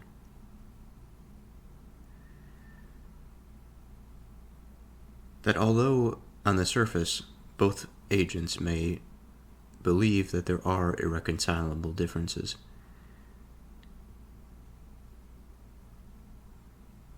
but if truly there were things that were irreconcilable, that could not come to be known in one form or another, at one level or layer of participation or another, then it is either hidden or it exists within that domain of evil for which the primary focus, the desire, is for inattentiveness. It is for the absence of something. It is the absence of thingness. It is absence for the sake of absence. It is the destruction for the sake of destruction, and not as a part of some broader process. Now, this is not to say that the concept of irreconcilability cannot exist. I think it certainly exists as a concept and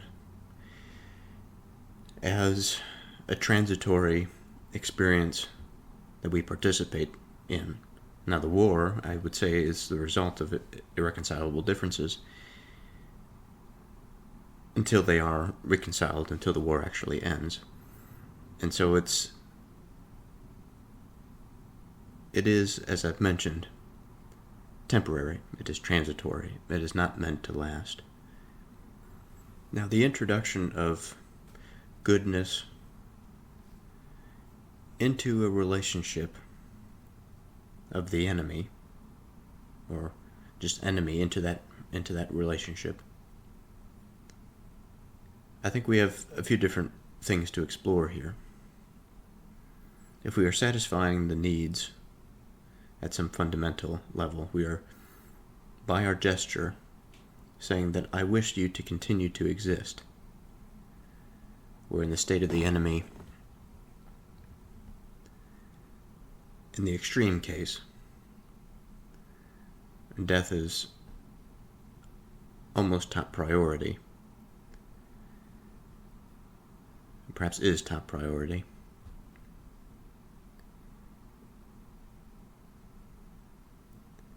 The first thing that comes to mind is a verse that we have explored before, and that's the previous verse. As he that takes away a garment in cold weather, and as vinegar upon nitre, so is he that sings songs to a heavy heart.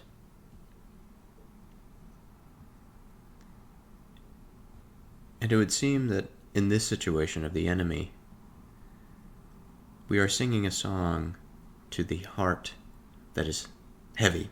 It is in one sense, it could seem, now this gets into the second verse a little bit, I think it could seem a bit passive. Passive aggressiveness can be imagined, that based on the desire of the person, what we are actually after is the suffering of the individual by doing good to them. And this sort of thing, if that is what is meant by the author, I think is terrible. But I don't necessarily think that. And I don't think that because it's not what the faith is meant to prompt us into considering. We are meant to consider the way in which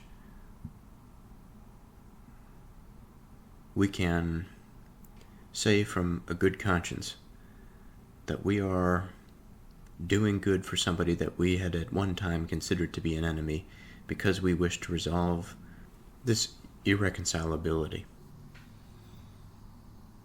Now, I would like to get into the symbology of the heap of coals that is placed upon the head of our supposed enemy.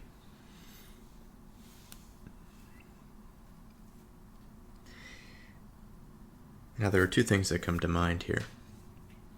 There is the sort of internal experience that one goes through that one must justify in order to satisfy the base desires or the base needs of an enemy.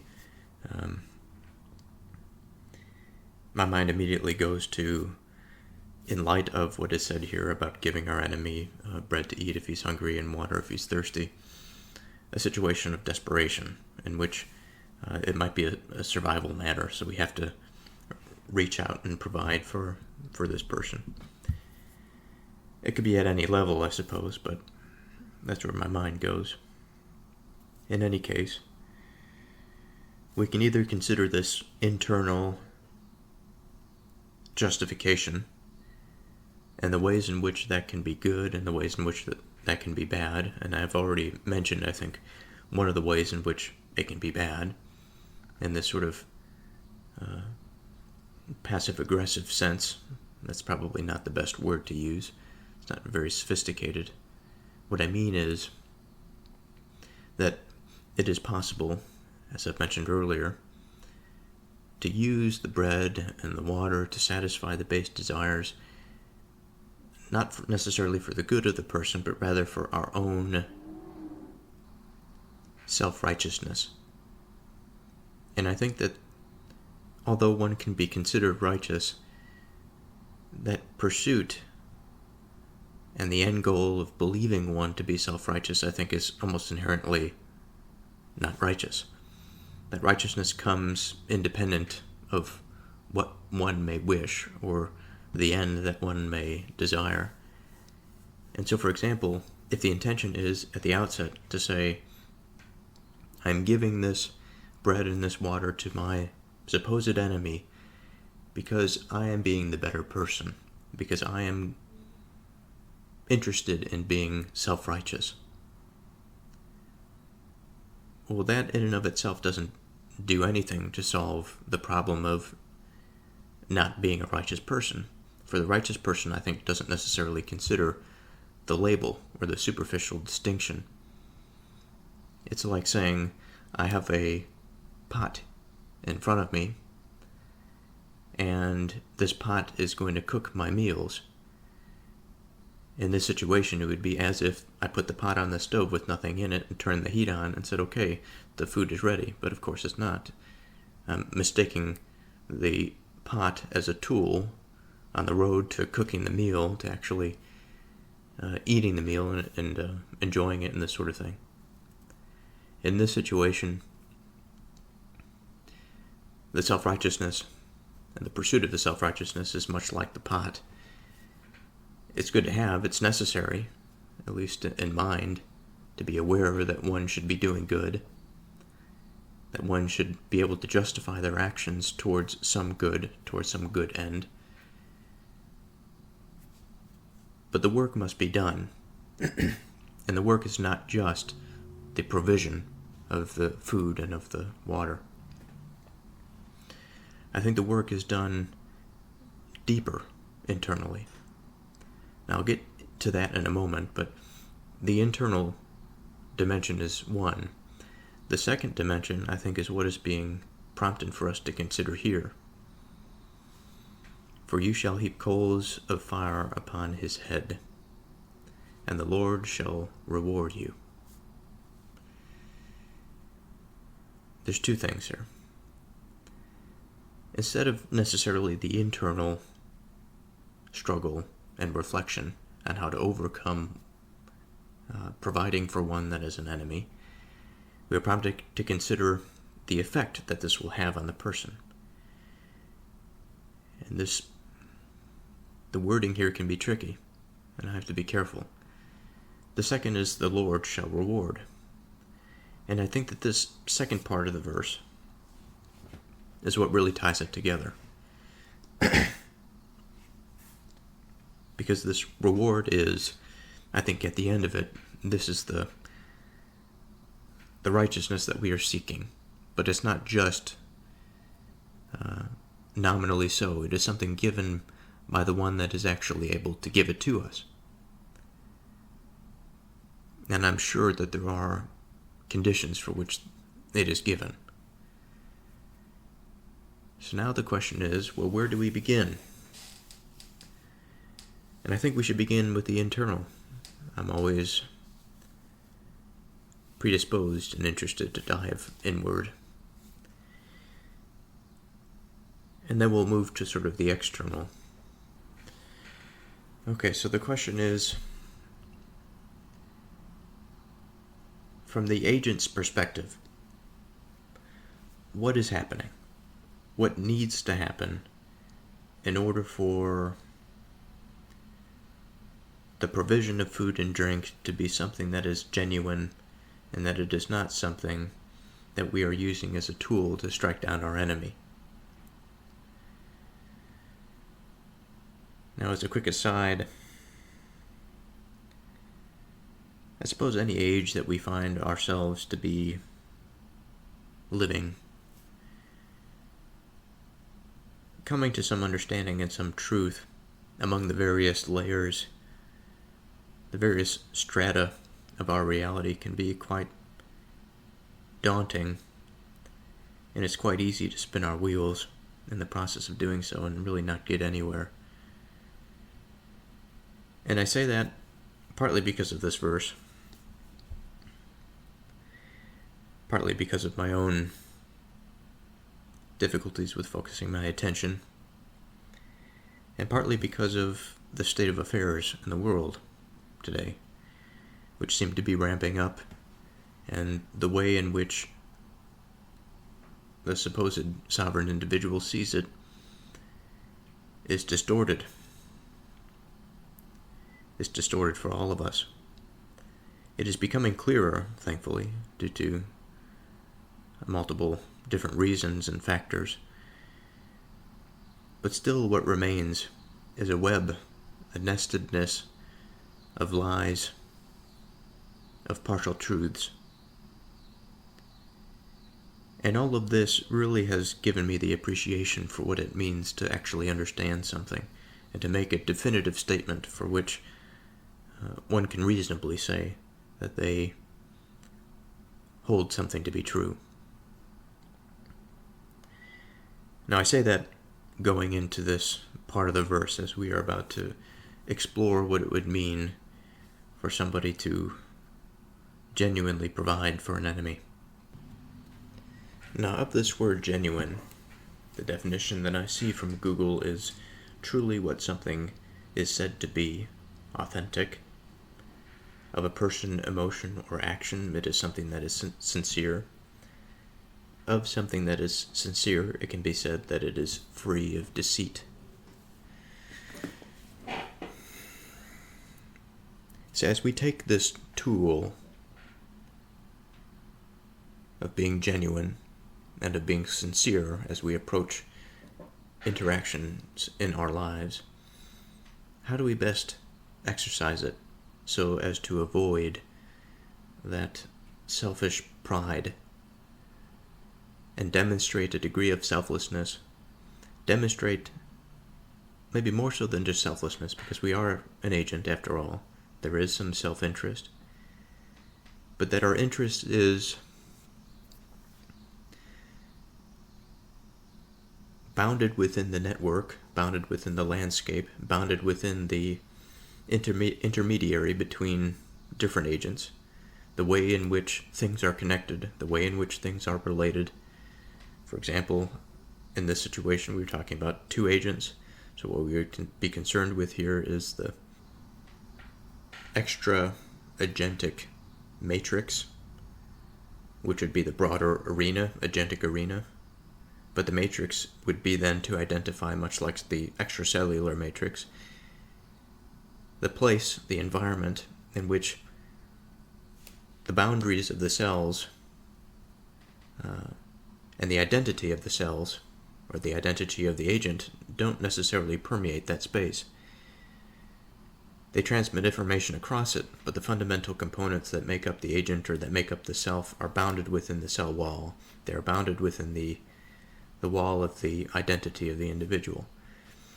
Now, of course, as is the case with the self, but also the cell, there are plenty of ways in which information can cross that barrier.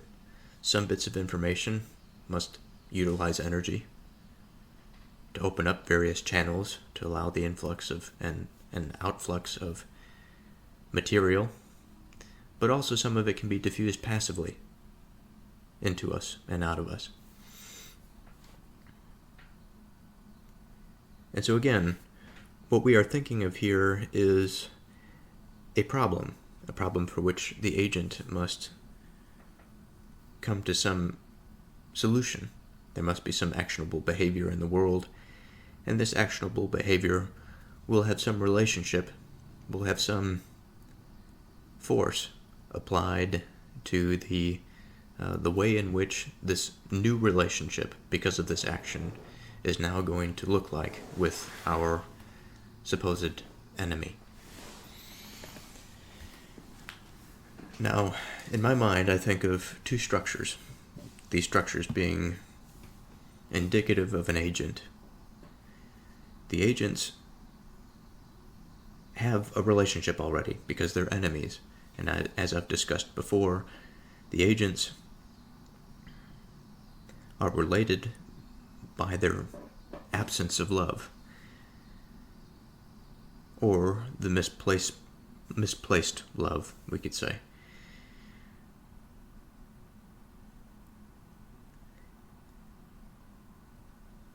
And whatever the particular reason or event is that has caused the principles to shift such that they are not bearing the load of a good and sturdy relationship, we can put that aside for the moment and just think about this more imagistically.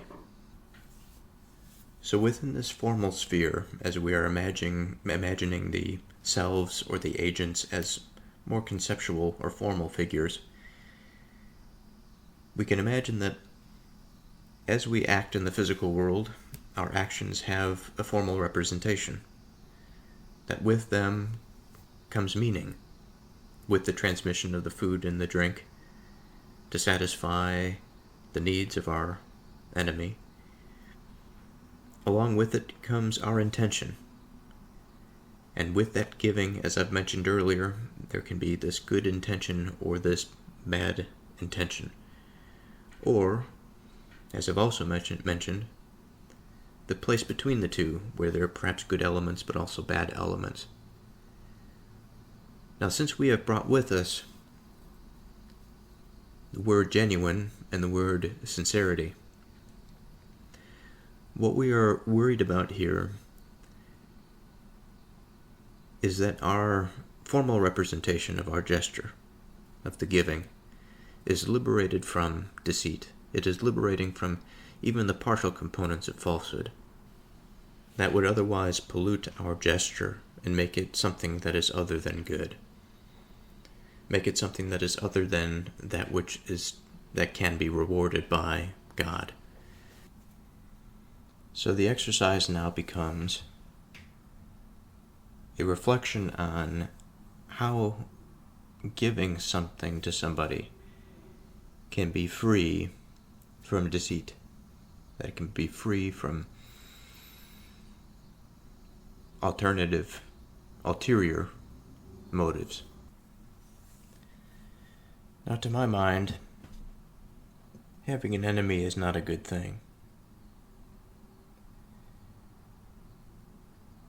One should wish to end conflict, to promote harmony and unity in God, in that which is good, that which is true.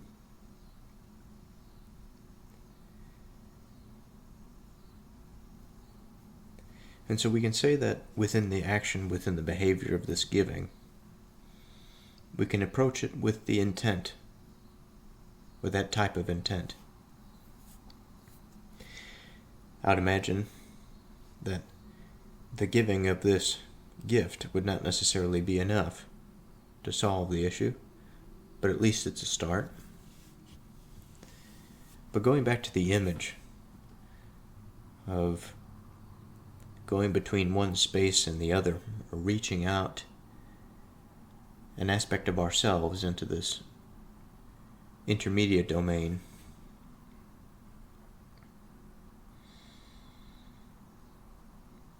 I think we would want the individual to be aware of our intentions. Now, it wouldn't necessarily mean that they would trust us. Trust is up to them. But I think the awareness of good intent is an important part of the gesture. I think good intent would imply that what is being made aware is the specific reason, again, the intent.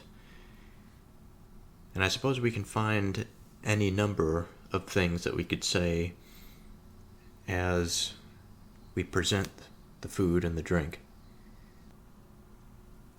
So at this point, it is a matter of our own discretion, what end we choose to elevate as the most high.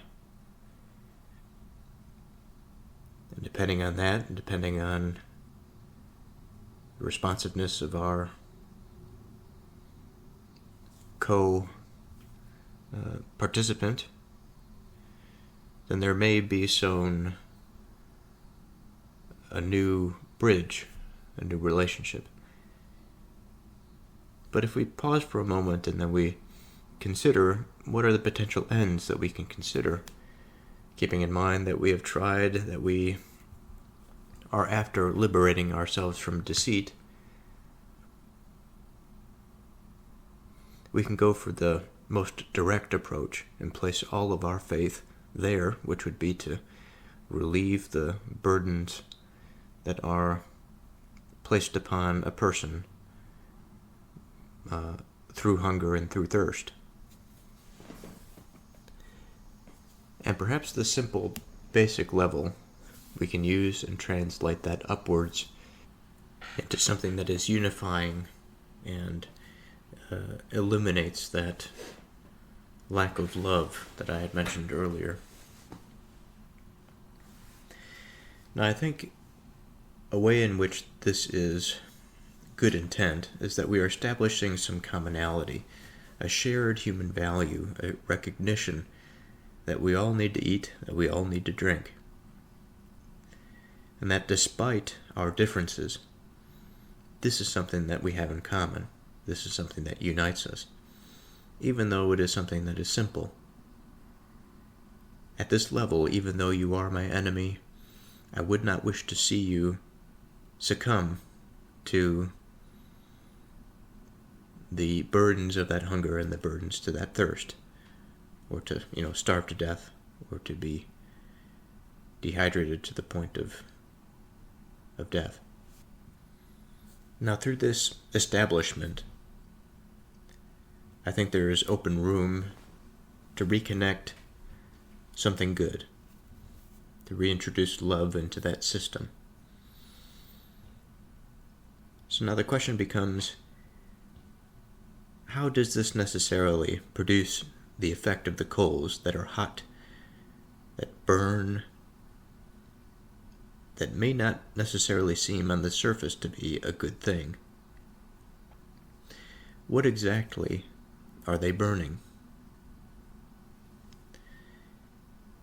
Well, much as I think the individual has made the decision to sacrifice the false pretenses, to sacrifice the deception for the sake of sincerity. The coals, I think, have a rather strange effect, but an aggressive effect, in the sense that if the coals are placed rightly, what they are burning is the aspect of our enemy that has not yet made that decision. And yet the coal, the ember, is placed decisively within them, such that what burns is the apprehension towards reconciliation, or at the very least, the beginning of that process of recognition or of attention towards that which the two share in common, that is fundamental to them both. And by that gesture, the attention is focused there and not on the divisive issues. The attention is towards the unifying issues, or unifying information. Now, the reward in this situation, I would have to imagine, is the relief of the burden that is placed on one that has an enemy, that is related to somebody because of lacking. It's an evil relationship. It is something that is bound unnaturally. And maybe I cannot say it's unnatural, but it is bound in such a way that it is meant not to sustain. It is meant to be destructive. It is meant to be, again, it is something that is a burden to both parties. It is a constant reminder that there is love lacking, that there is this perpetual disunion, disharmony, strong dissonance without any resolution, a piercing drone into the most peaceful of places. And I remember in the situation that I mentioned with my roommate, when it got bad, I remember the air being thick. I remember feeling that I was burdened, even if I was in my room with the door closed. The environment was such that it was oppressive, that my attention was constantly geared towards that problem and that rift, and it caused pain. It caused that feeling of something that is not resolved, a sort of anxiety and awareness of something that is disturbed, that is ugly. And so in this way I understand how a reward would be the relief of that suffering or of that burden. And this is how I consider it to be, how I consider the Lord's reward for this type of behavior.